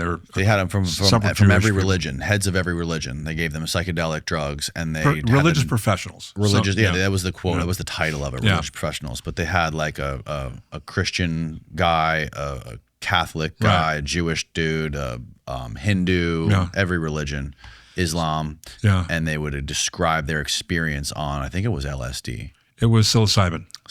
That's what it was. Yeah, and seeing how their experience would differ if their religious belief would influence that at all. And they all had, I think 15 of the 16 ended up saying, we had a profound spiritual experience here that's, dramatically impacted my faith walk. And Hunt Priest, the fellow who started it, eventually was so taken with the idea that, more and more studies were coming out, How to Change Your Mind, Michael Pollan's book came out, and there was a lot of conversation about the interplay between spirituality and psychedelics. And he felt like it was something that people needed to discuss, because whether you're advocating it or not, you're going to have, if you're a church anywhere in the United States, sooner or later, someone's going to come up to you and say, I've got this ketamine treatment going for my depression, and wouldn't you know it, I had an experience with God, and like, what do they do with it? What does a priest do with that? So they're trying to get the discussion on the table, like how can the insights that, spiritual insights that people gain, not all the time, but quite often, from the use of psychedelics with an understanding from your own spiritual tradition, what it is that's happening here. I mean, it's not just chemistry. A lot of the stories in the Bible are, some of them you can only imagine they came up with them with psychedelic drugs. Like, they seem very, like, if you've ever experienced psychedelics, it is very similar to a lot of the stories in the Bible and some of these ancient religious stories that you hear. And that's why I believe some people speculate that the birth of Christianity came out of psychedelic experiences. Yeah. And that is how people started writing these stories and developing ancient myths, and those evolved into the Old Testament, the New Testament, and eventually through time, the 2,000-year game of telephone that has been played with the Bible, and revising stuff and translating stuff, that it's obviously evolved quite a bit. Yeah, there's a bunch of theories. I've been to probably 4 or 5 seminars at Harvard, and a lot of really smart people from all over the world are exploring how does this connect historically. The burning bush, was that a acacia wood? Was it, all those kind of things. I don't think there's a consensus on this. And Harvard, the scholars at Harvard, although they're I don't know if they're I think they are pro psychedelic. But they don't generally accept the mushroom Jesus concept. But I think what they do understand is that what you experience on psilocybin may be very much like what Ezekiel experienced in the middle of the desert from fasting for day after day. The same sort of out of body, dramatic encounters with another realm, another level, I guess, of reality. Yeah. Is very similar. And I think that's something I take seriously. I think, I can see why psychedelics could cause a person to really encounter a different level. Have you heard the theory that Jesus was tripping on psychedelics when he was in the Garden of Gethsemane at 4 a.m. with the naked boy? Remember that part of the Bible? What was going on there? Okay.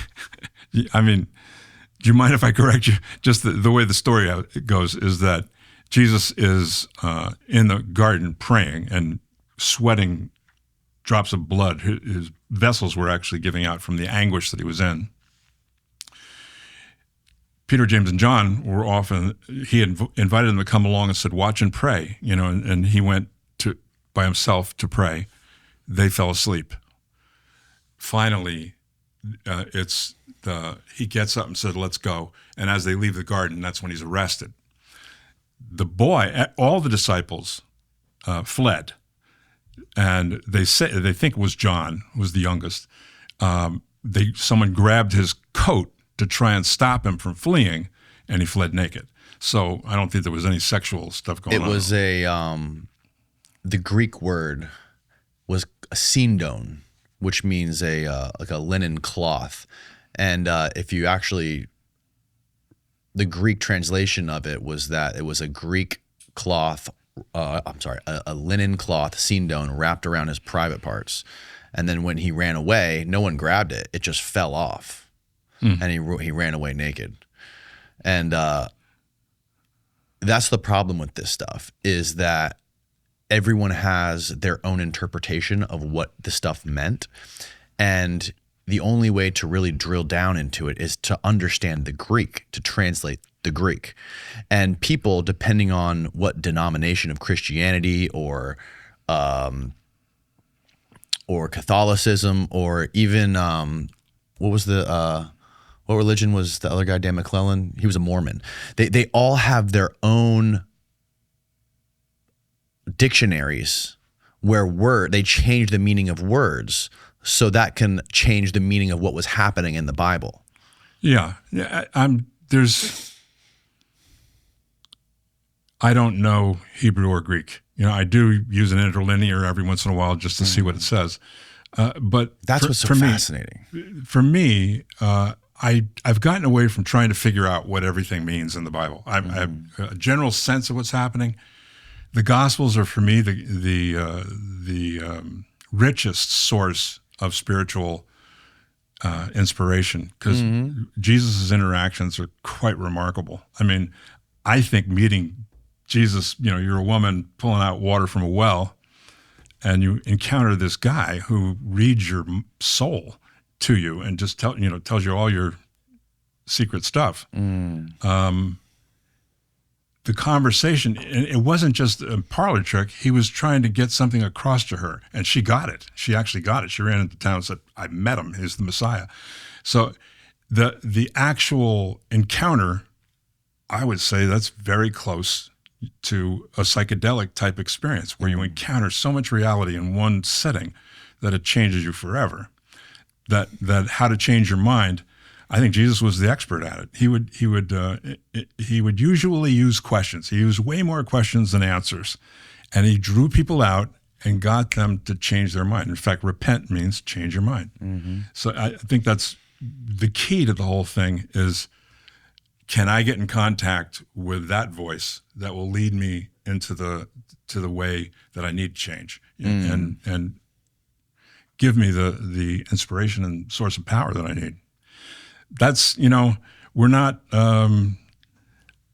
trying to get the perfect doctrine or the absolute right interpretation of everything. I've grown to appreciate the understanding of the spiritual realm from other traditions.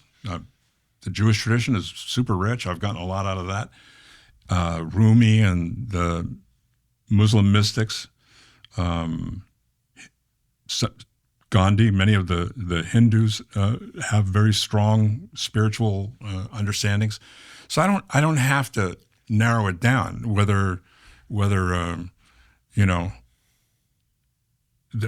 anyone encountered the monkey god, or I don't know. I know what they're trying to teach. That's what I think I know.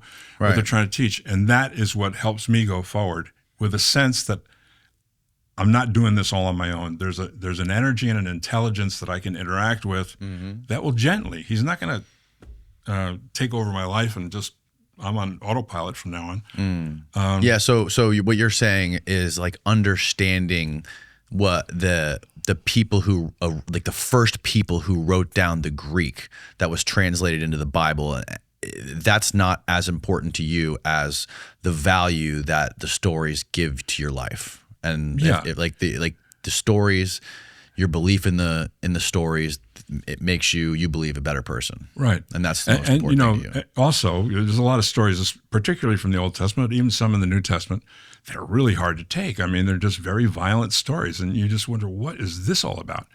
But and a lot of stories that were taken out of the Bible too that are sure. I atrocious. mean, the Bible doesn't even self-define. I mean, that was just a committee meeting. They came up with what's going to be in the book and what ain't.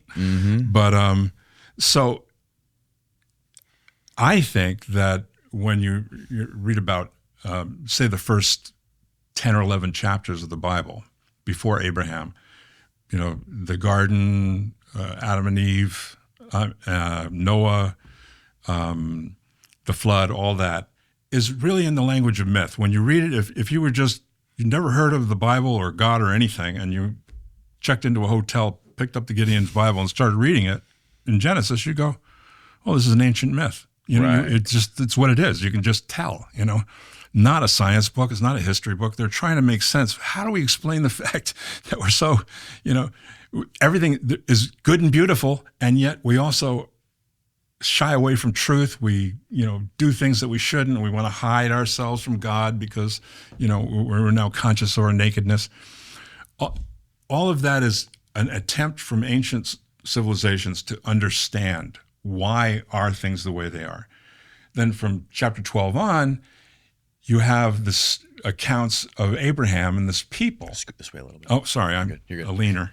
You keep drawing to that side. Yeah. That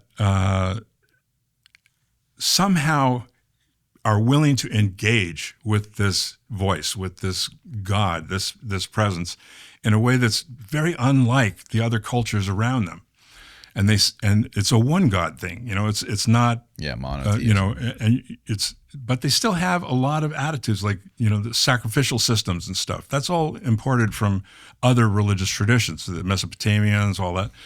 A lot of the myth language is right out of the Babylonian text. So I don't have a problem with that, because I think over time, what happens once this people says, you know what, we're going to try and follow this God, I am that I am, the guy that's the voice that speaks out of the burning bush. We want to follow him.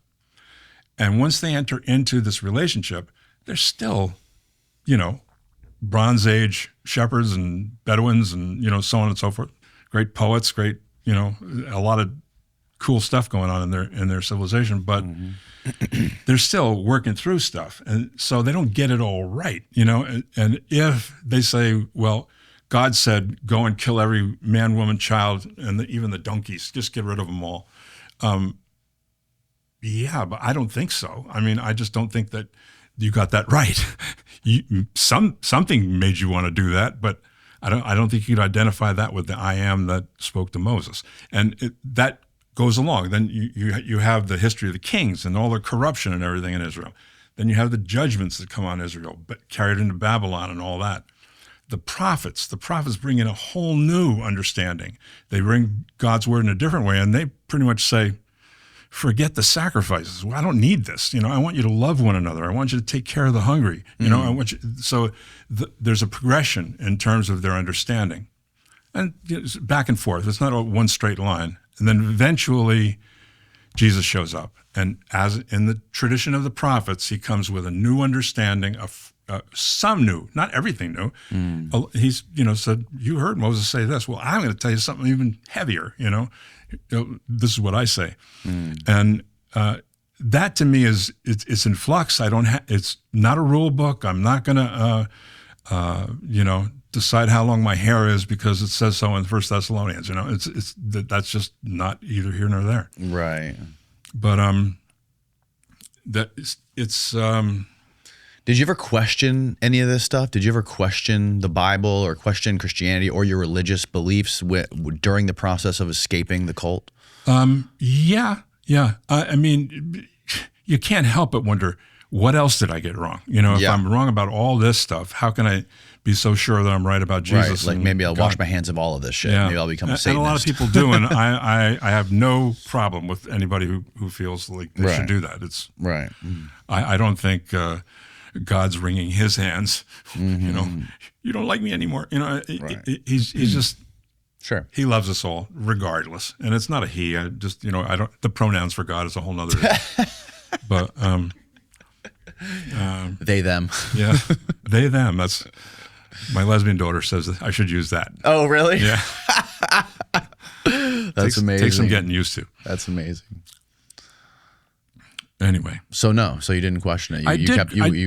I questioned it in kind of like I should. It's if I'm being responsible, I at least want to challenge my own belief systems. I should question those beliefs. Why do I believe that? Does that really make sense? Is there another explanation? Could it have been, I don't know, some other thing that I interpret as being the voice of God? I think you'd be a fool not to. You have to be willing to question that. I mean, but in the end, I would always come to a place where I have a piece that I don't understand at all, but this much I know. I do have a sense that this voice inside me is real and has seen me through some really tough shit, But and it tells me good stuff. It tells me to love, Oh, talking to your mic. Sorry. Oh, what am I doing? You're going like oops, that. Sorry. Yeah, this is weird. So at what point did you meet with Rebecca Lamov, the mind control expert? There was an International Cultic Studies Association was doing a meeting in Santa Fe on the topic of child abuse in cultic groups. So I'd been hanging out with those guys for a while. So I wanted to go, but I didn't want to go without a representative from the second generation. So a girl that had been very active in ex-member circles, I invited her to come along, and we gave an address at the, a workshop or something. She would tell her story, which was insane, totally insane. She was very close to Berg. Oh, really? Lived with him for a while, and anyway, hard to take. She's amazingly healthy. Really? Mentally. Wow. I don't know how she did it, but she's in good shape. But she shared her story, and then I shared my story of what it was like. How could this have possibly happened on our watch? We're not, sadists. How did this happen? So that was the kind of look at it. There was other groups there as well that had, one of them had extreme physical punishment. Tony Alamo, did you ever hear his? That rings a bell. That sounds familiar. He died familiar. a few years ago, but he had a really bad one in Arkansas, a group really bad. And they would physical beatings that I just couldn't even bear when they describe them. So, we found that organization very helpful just simply because a whole bunch of different opinions. They're not all believers by any stretch. Most of them are PhDs and who became PhDs to figure out what the hell happened to me. And they started studying and never stopped. But anyway, so Rebecca was there, I think because of her interest in brainwashing and how this topic is of key importance to the ex-cult community or just society when it relates to cults, to understand it. And I thought Rebecca did well, anyway, at the meeting, I was just, hey, where are you from? Oh, Harvard. Oh, really? You know, I live in Massachusetts too. We had lunch together, and I told her my whole story, and then I gave her my book, and she read it, sent me a really nice email, and then the pandemic hit, and you know, we just lost touch. We just didn't keep in touch until her book came out, and then she was doing the Joe Rogan show. Did you happen to watch her on that at all? I did, yeah. It was So really good. there's a certain point in the story where she tells my story. Right. In this one, she gave me 3 wives, which my kids gave me a real hard time about. Where's the other one, Dad?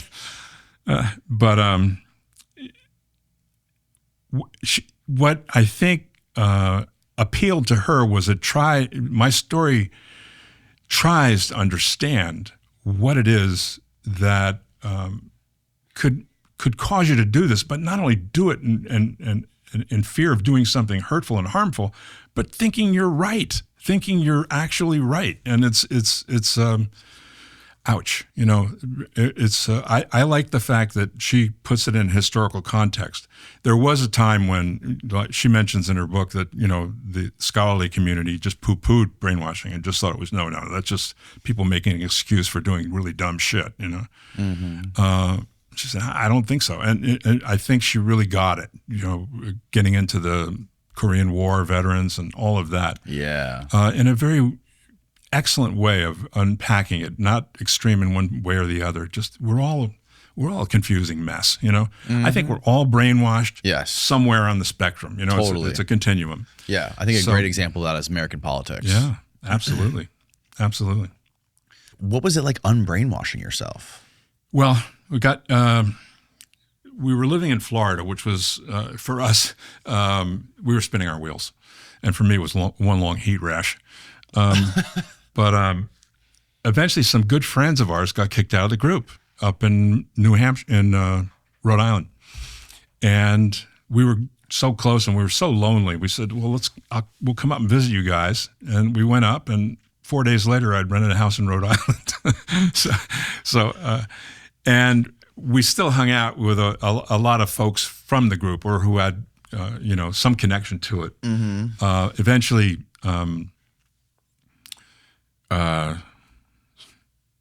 shoot, I lost my thought. Unbrainwashing yourself. Oh, yeah. Moved to Florida. So one of our friends had called a Christian counseling center to ask for help with their marriage. They were married in the group, have a bunch of kids, and, you know, all that. And when they just explained their situation to the counselor, they said, you know, we don't really handle anything like that. That's way out of our portfolio. But we know a guy, and that was Bob Pardon, who was a minister who had started this organization, which was originally he and some other pastors were confronting the fact that they had a number of their congregation dropping out and joining the Jehovah's Witnesses or the Mormons or some small outfit, you know, kind of goofy, crazy outfits. And, you know, we just got to teach our people the Bible so that they can recognize it when something's not coming from the same voice. But what happened is, once they got educated into the way the groups worked, they started attracting ex-members, you know, so because they understood. Somebody from the 12 Tribes, which is another kind of very still going organization. Or 12 Tribes of Israel? Yeah, I think they're called the Messianic Communities, but they're known as 12 Tribes, you know, vernacular. And they say, Bob, you get this so well. We want to leave. We don't know what to do. We don't, you know, I can't remember how to open a checking account. My kids, you know, don't know, you know, what do we do? How do we get started? And that's how he ended up starting this ministry that was just trying to help people transition. There was so many things that they began to organize into a bit of a course you can kind of work your way through. So we got there. We couldn't move in because we had all these kids, but we would take the classes. And, you know, the stuff like the experiment, what's the name of that famous, the prison experiment and brainwashing? MK Ultra? No, it was, I don't know if it was Harvard. I'm not sure where it was, but it was completely unethical and they can't do it anymore. When were they doing it? 50s. And it was the idea was how quickly a Is it person. the Stanford prison experiment? Yeah, Stanford prison experiment. That's Okay. And they very quickly turned into, sadistic jailers who just there's students one day and 48 hours later, they're doing all this stuff. They can't even believe it, how quickly it happened. They had to call the experiment off because people were going off the deep end. So it was a controversial and famous psychology experiment conducted in 1971 by Philip Zimbardo. The goal of the experiment was aimed to determine whether the brutal behavior often seen in prisons was due to the inherent personalities of the guards and the prisoners, or bad apples. Healthy, psychologically stable male college students were randomly assigned to be either guards or prisoners.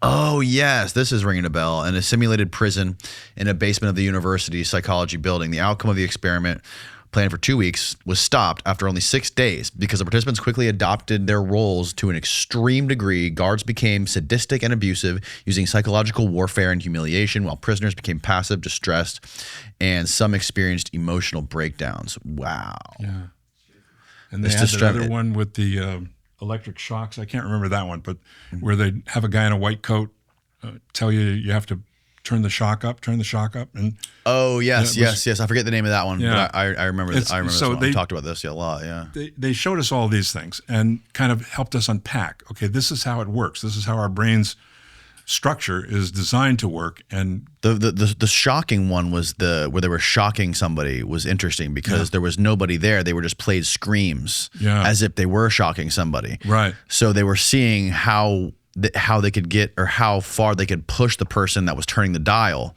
to follow the orders before their conscience kicked in and said, no, I'm not going to do this anymore. And a lot of them just kept doing it until like the scream stopped and they were like, oh my God, did I kill him? Yeah.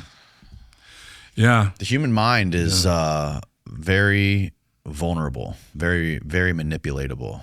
There's a book. Fragile. Are you familiar with Robert Cialdini? He wrote a book called Influence. Really an interesting guy.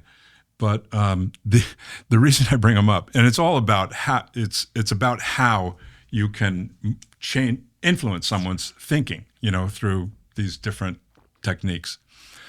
And Bob, the cult educator, gave me the book to read in order to understand the subtle manipulation that happens along the way, cult or no cult. Then I got into sales. And the sales organization gave me Cialdini's book to read as how to manipulate the sale. So it just depends on where you're coming from, the way you take that information. And I do. It's all the fundamentals are still there. Yeah, yeah. It's amazing how similar so many cults are. From Children of God to Jonestown to Scientology, Heaven's Gate. There's so many like fundamental similarities between all of them. It's interesting because it has become, in the last 5 years or so, it just seems like they should have a special channel with nothing but cult shows on because there's so many of them. People are fascinated by it. Yeah, fascinating.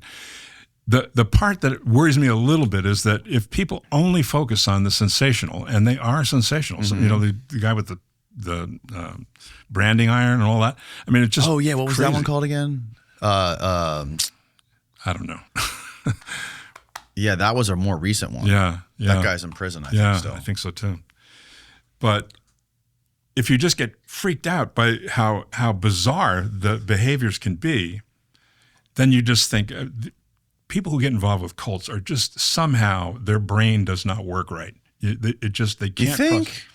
I think people tend to look at it that way. Like how could that's the perception. Yeah, right. Perception. Yes. Right. Okay, I see. So, but in fact, nobody ever joins a cult. I was joining an organization to evangelize the world. Later on, I was in a cult. But how that happened was a long transitional period. It's sometimes hard to watch those things if people haven't processed their experience. They can be so full of shame. I almost want to cry as they tell their story about what they did while they're in a group. And I can see that they're still carrying a tremendous amount of pain from it.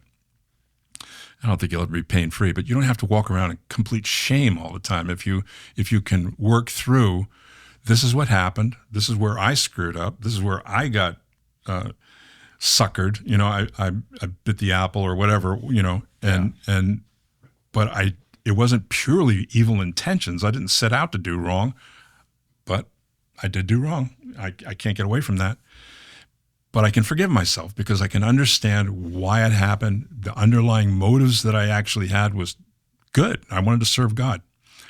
I hope that people who have those experiences can get to a place where they get some help working through what happened, how the brain works, and come to a place where you go, yeah, given the right set of circumstances, pretty much anybody could end up in a situation that is cultic or manipulative or, the military, think of all the things that people do in the military. Oh, yeah. They didn't, join the army to burn villagers in Vietnam, but they did, so what happened? They got psychologically programmed to a place where they were willing to do that.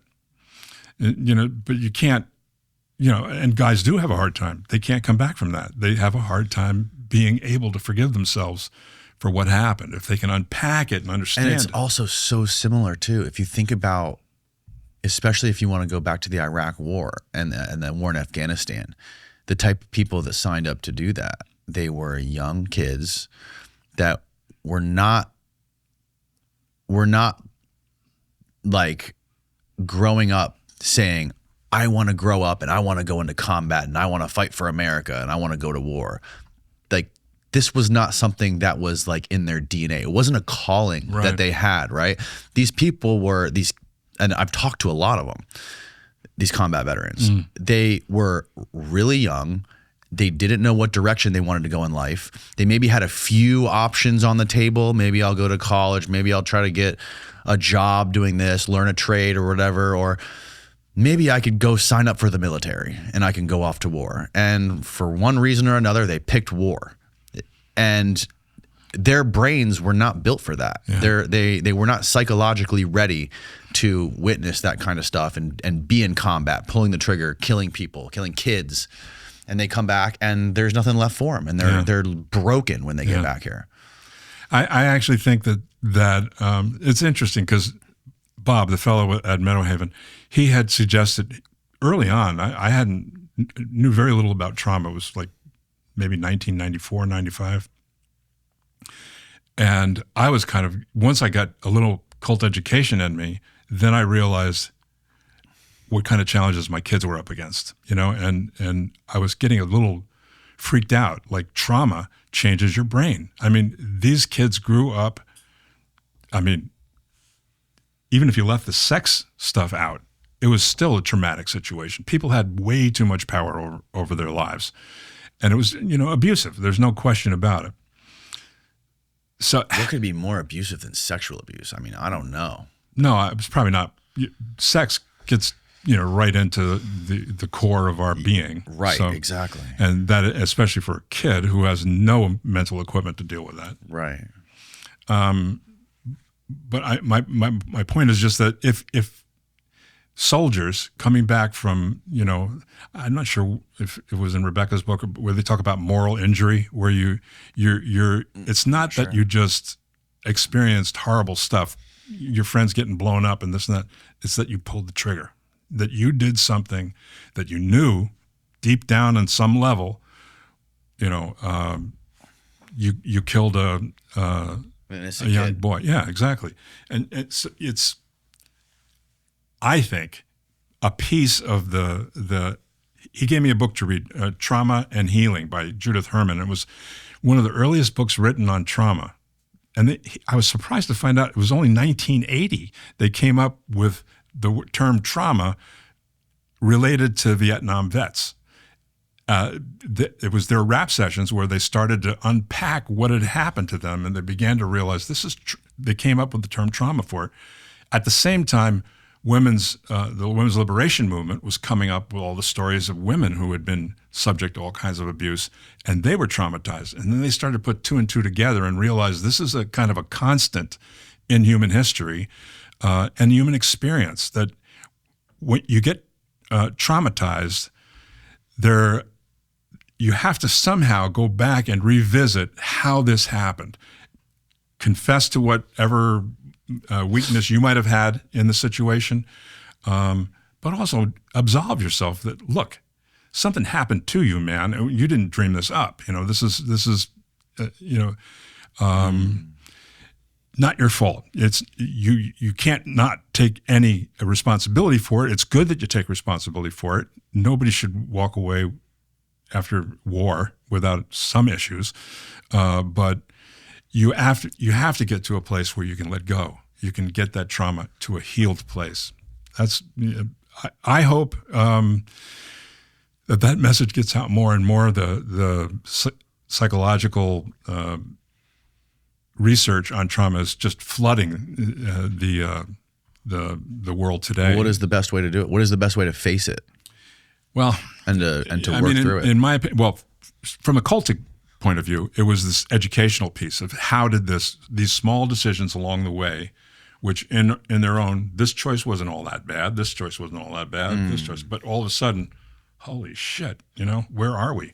And that's I think pretty much what happens to soldiers too. They get caught up in this weird world. I just visited an old friend. He went to Vietnam when he was 16, lied about his age. Wow, because he wanted to go? He wanted to go. He came home in, rough shape, full disability. It's he still struggles with it. It still will come to him, even though he's done a lot of work to try and process it all.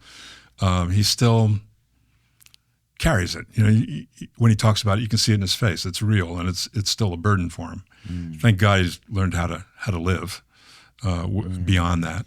But yeah, I mean, I hope that's why I got involved with Meadowhaven for so long, was because I thought it did a good job of trying to give people a chance to unpack it, rather than just shove it down and forget about it, and it's going to pop up somewhere at an unfortunate moment.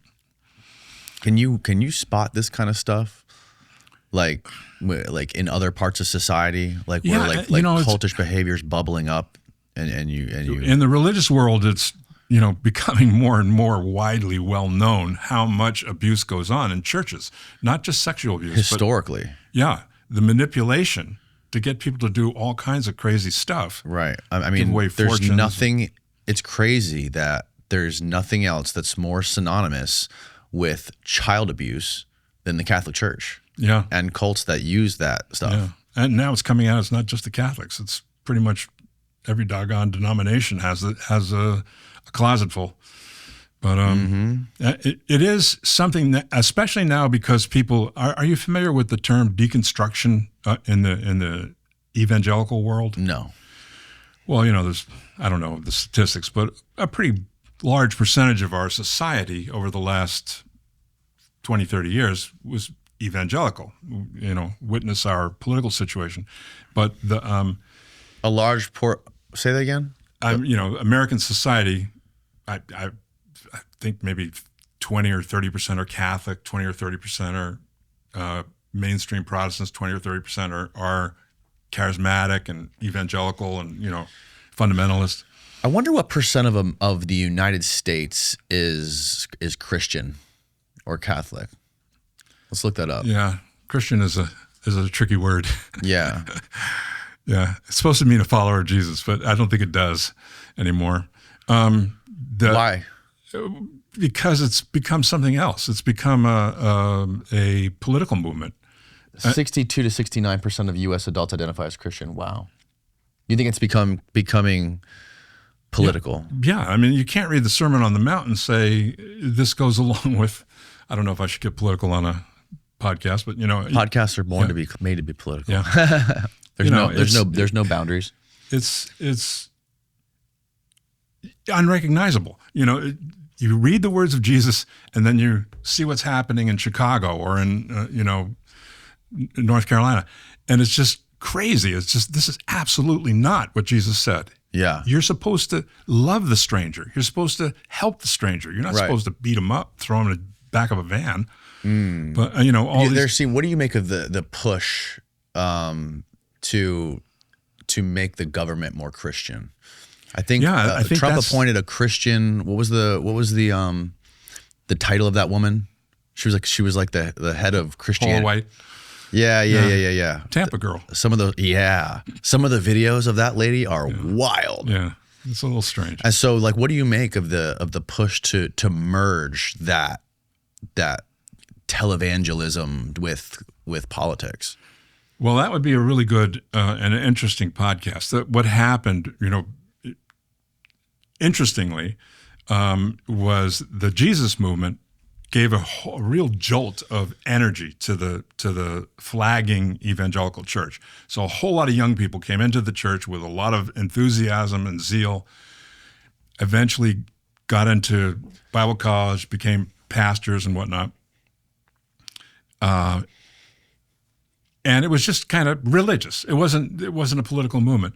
And then Jerry Falwell realized that the political potential that it would wield. So they started with the abortion issue. There's a guy named Frankie Schaeffer. I don't know if you ever heard of him. His father, Francis Schaeffer, was a well-known, he lived in Switzerland, he's American, scholar of religion and wrote some really important books in theology. His son kind of grew up kind of like my kids, somewhat neglected because daddy was off serving the Lord. And he ended up getting polio. He didn't learn to read until he was about 13. But his dad gave him the mission to go and teach the American church the importance of the pro-life movement. And so he came over here and networked with all these denominational leaders and so on, and got them really sold. I mean, Billy Graham never talked about abortion. It wasn't even an issue. I mean, it was just not a thing. All of a sudden in 1980, 1985, it's the only thing the Bible's supposed to be about. Jesus never even used the word, Right. So it just became, and then the gay thing. And they just will take these issues and politicize them. I suppose they have some moral principle to them. I don't agree with it, but it's in their mind a moral principle. But it's a tremendous fundraising tool, and they organize, and because you have the microphone every Sunday morning, you got pretty strong control over the thought lives of and it's all just like with us. It's in the name of God. Who's gonna say no if they think God wants them to? Hate gays or whatever. It's the same dynamic. It's just a matter. If you're a communal group, it gets real bizarre real fast. If you're not a communal group, it takes a while. But over a decade and a half, America was changed by this whole evangelical movement, given life by the Jesus movement. No political message there at all. And then from 1980 on or so, the moral majority, and then and Frankie Schaeffer details exactly how they did it and managed to win over the evangelical world to this political worldview. Interesting. So it is interesting, and it's affecting our lives right now. I don't know if you're familiar with the Seven Mountains, that whole thing. What's that? It's a movement, the National Apostolic Reformation or something, the New Apostolic Reformation, NAR. They have this teaching that there's 7 mountains that are places of influence in society: politics, entertainment. I don't know. I can't even think of all of them they are, but they're all parts of society, business, and their idea is that God wants us to be on the top of all these 7 mountains so we can change society in all its dimensions. So that's why they work so hard to capture positions in other parts of the society that have nothing to do with religion. Who is trying to capture? What's the name of that church? There's a big church, church. Bethel Church out in California with it's kind of the launch pad for this whole 7 Mountains movement. And they are committed to it. They don't make any bones. They don't hide it. You'd be published in Charisma magazine. They teach it as this is what we should do.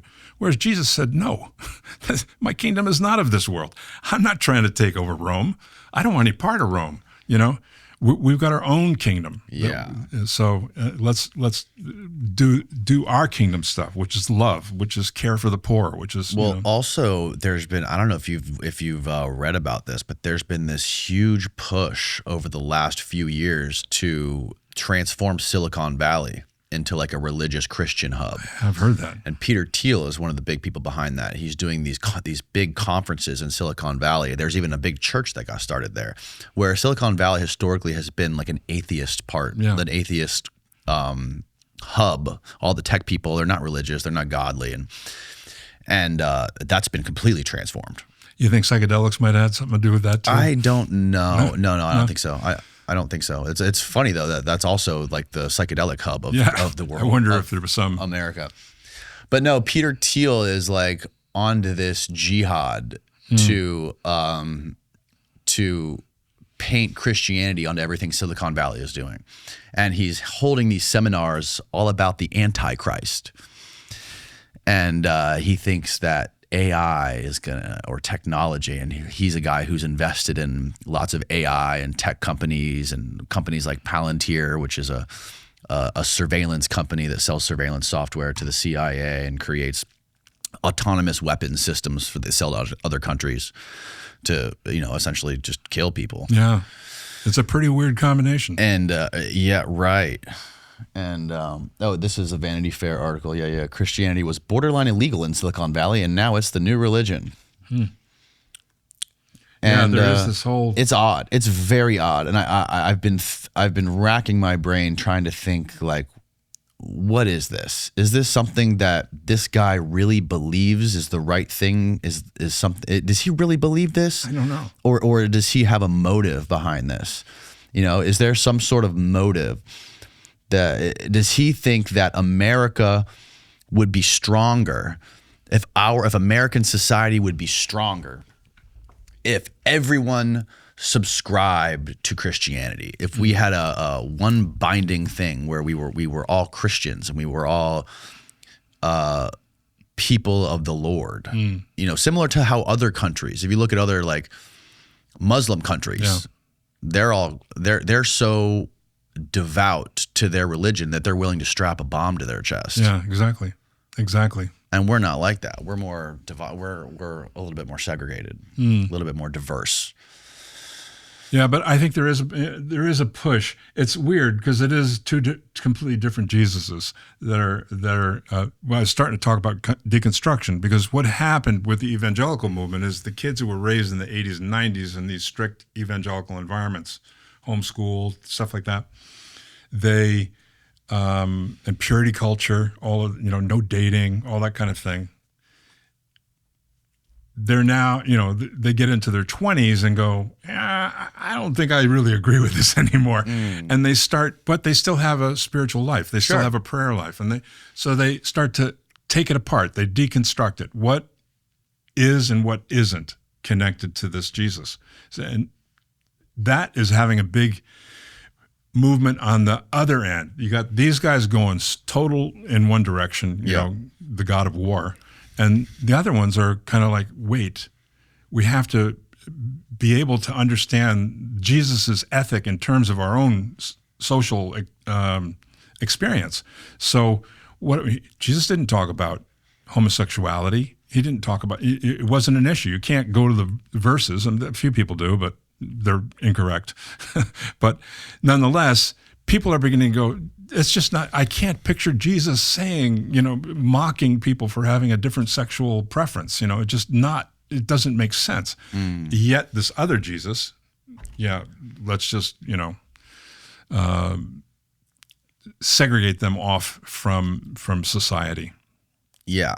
So there's two, it's a war, It's just people, it's groups.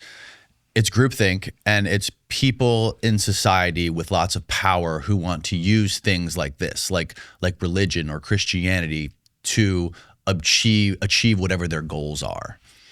It seems like there's people that just want to use it to their advantage, however they can, and that's not just with religion. That's with that's even with psychedelics, psychedelic drugs. Absolutely.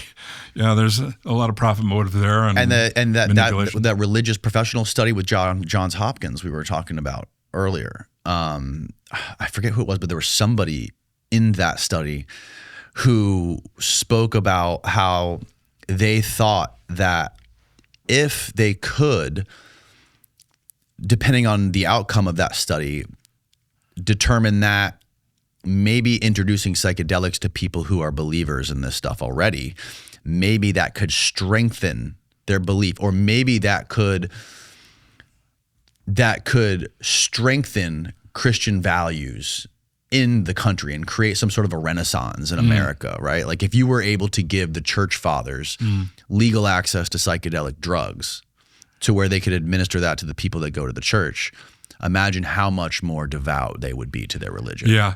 I have a hard time picturing psychedelics ever getting integrated to that level in the church, but I think it will be something that is practiced among members of the church who connect on a certain wavelength and go, I don't know, you ever heard of Houston Smith? He wrote The Religions of Man. It was the largest selling, I think it still is, the largest selling textbook on comparative religion. And he himself was a child of a missionary out in China, but in his study of the world religions, he also practices the 5 daily prayers of Islam. He fasts during Ramadan. He's passed away now. This was a while back. But and he got involved with psychedelics with Timothy Leary in Harvard. Oh, wow. His first trip on January 1st, 1960. What a way to kick off the 60s. Huh? Wow. And so here's a very devout man, has dedicated his life since 6 months in a Zen monastery. And he said it was the first time that he really felt that he had experienced God. And it became a very well covered. I think it's the most reprinted article. Wow. in all the literature. What was his name again? Houston. It's not like Houston in the city. It's Huston Smith. And great guy, writes fantastic stuff, and a lovely man too. He was interviewed by Bill Moyer a lot on PBS. But his takeaway was like, once you get the message, hang up the phone. You don't have to keep tripping. If you experience that breakthrough into a spiritual reality, try to find ways to support that through spiritual disciplines, maybe, a certain prayer or meditation practice, or, studying scripture, or, talking to other religions for insights, or poetry. I mean, all kinds of ways you can nurture it aside from psychedelics, because after a while, it's already done its job, unless you're treating, your depression. Yeah, it's not. People like to broad brush psychedelics and other drugs altogether. They say it's drugs, right? But it's not. It's not like something that you're chasing. It's like often people that you talk to that have experienced psychedelics, they are recounting an experience they had years ago. Yeah. Right. Right. And it's still very palpable, and it's still like very vivid in their mind. Something that I experienced a long time ago. It's not like you have to keep going back and chasing the dragon like you have to do with other drugs. Because I felt like psychedelics had played a role in getting me to the point where I opened my heart to God. After been out since 91, that's 44 years, something like that. I began to, the stuff that happened to us in our family, I struggled with it. I'm not diagnosable depression, but I was flat. Let's put it that way. My spiritual life just wasn't joyful, and I just was lacking some sense of aliveness. And when I started reading all the How to Change Your Mind and a lot of the stuff that Ligari publishes online, then I started going to Harvard conferences. I thought maybe I should try this. Maybe it would just jolt me out of this kind of not very exciting spiritual place I'm at. And I tried. I was also interested because I got hooked on cigars, and it was getting pretty annoying, expensive, and bad for my health. So I thought it's also very good at that. Maybe I can kill two birds with one stone. I did a retreat in Mexico, And What did you do? DMT? no, Or no, just ayahuasca. psilocybin. Oh, psilocybin. Ayahuasca scares the hell out of me just because, I don't know, vomiting and Yeah. diarrhea is just not my cup of tea. Right. Yeah. But I don't blame you. but I, had the visuals and all that kind of thing, but I didn't experience the kind of experience I hoped for. I did quit smoking cigars, but and I realized afterwards that I did a few things wrong. You got to be more careful in how you prepare for a journey, if you want to take it seriously, and not just go to a Grateful Dead concert. It was, I think I was leaning on the arm of the flesh. I was looking to something. I already know God. I should be able to communicate with God without needing a substance. Not that it's a sin or anything. It's just like, if you want to, go ahead, but I'm not. You don't really need it. But I think that was the message that I got was, you already know how to talk to me. You know how to listen to me, and it's really not necessary. I'm not going to blame you, but I'm not going to give you the trip of your lifetime either. So, Right. but I still respect it. And I still, I do think it's an important change that's going to come over the next few years. That as psychedelics for therapy get out into society, people are going to have these experiences, and the clergy has got to have some language to help people understand it and unpack these encounters and integrate them into your regular life. So you wrote your book in 2011, right? And you never promoted it or anything? Not much. I mean, I did at ICSA conferences and things like that, but I get a lot of good feedback from people who do read it. They find it very helpful. And how do people find it? Usually just some discussion or another, Is this the first audio interview you ever done? I think recorded. I used to do a number of talks with ICSA about, cults and spirituality. But, I kind of backed off from everything in terms of the cult. It's just like old news. Yeah. And then it seemed to be coming back up in my life. Well, I was starting to tell you about the Joe Rogan thing. So I guess it was May or June. I got a WhatsApp from my son in New Zealand. I said, "Dad, I'm listening to Joe Rogan, and they're talking about you." And I thought, well, they're probably just somebody's talking about the group or something like that. I mean, how would Joe Rogan know anything about, And then he sent me a link, and sure enough, he was. And then I got in touch with Rebecca, and it started to open a door that I thought was kind of like past, to discuss the topic that we were discussing today. Maybe the fact that I'm in a different place, I'm in a different place in life. I'm 75, so I'm starting to think more about what's next. What comes after this? What do I need to get done before I say goodnight? And it seems like it popped back up. So I feel like there's something I have to do to at least share what little piece of the puzzle that I've experienced. Yeah. And maybe it'll help somebody else. I want to write. I've actually got way too many notes on update because my thinking has changed since the book was printed on some things. Basically, it's still the same, but I would word things differently now. I think I'd have a lot more insight into, because it's a pretty Christian approach that I take, in the book. And I now think that's not always helpful because, you say Christian, you could be talking about Peter Thiel, People just don't know what you're talking about anymore. Sure, yeah.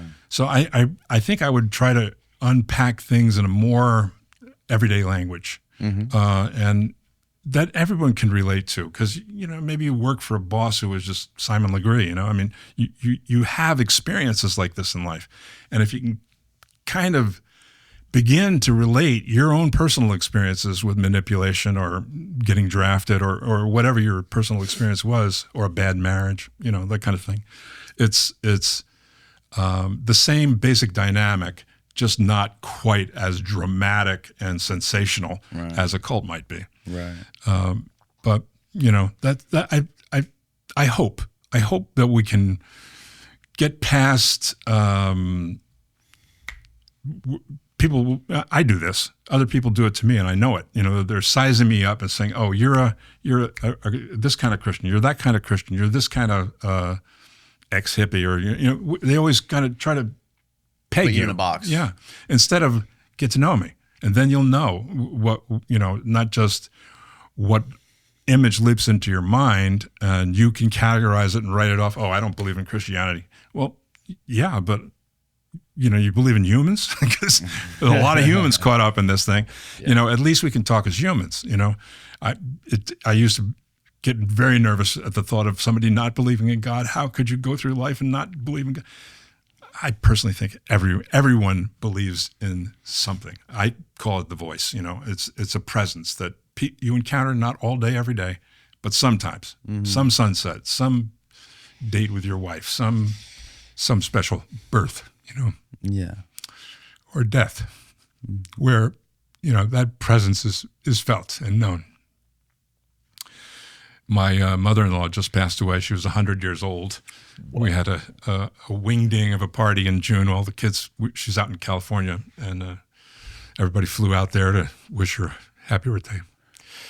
And she had dementia. It was, her mind was slipping. She couldn't, her short-term memory was very brief. But she was such a godly woman her whole life, and just exudes it. She doesn't use a lot of religious language. She doesn't, it's just love, that just comes through her.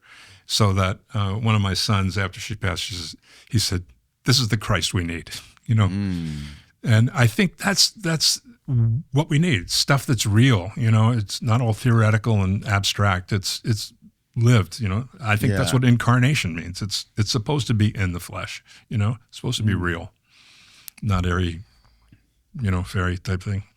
Well, that's very powerful, man. Thank you for doing this. This has been. We're done. This has been incredible. Yeah, we just did 3 hours. Oh, holy smokes! What time is it?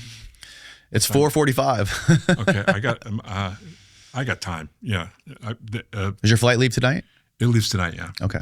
I think I need to be there by 7. Tell people where they can find your book and all that stuff. Or get a hold of you. Can I get my book? I'll just show the. Yeah. Go grab it. Only available in paperback. Is that right? Do you have Kindle? Oh, okay, fantastic. Yeah. Oh, there it is, right there. Something somebody stole. Yeah, that's it. So. Beautiful, man. But I think it's a good read. You might not.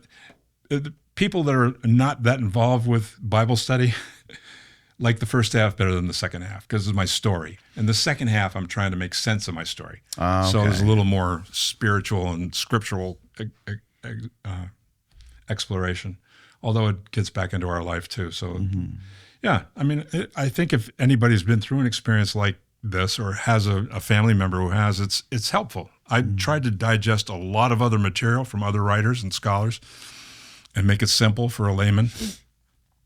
So it can help you cover the issues involved as you're trying to work through your own personal apocalypse. It's amazing, man. Super powerful.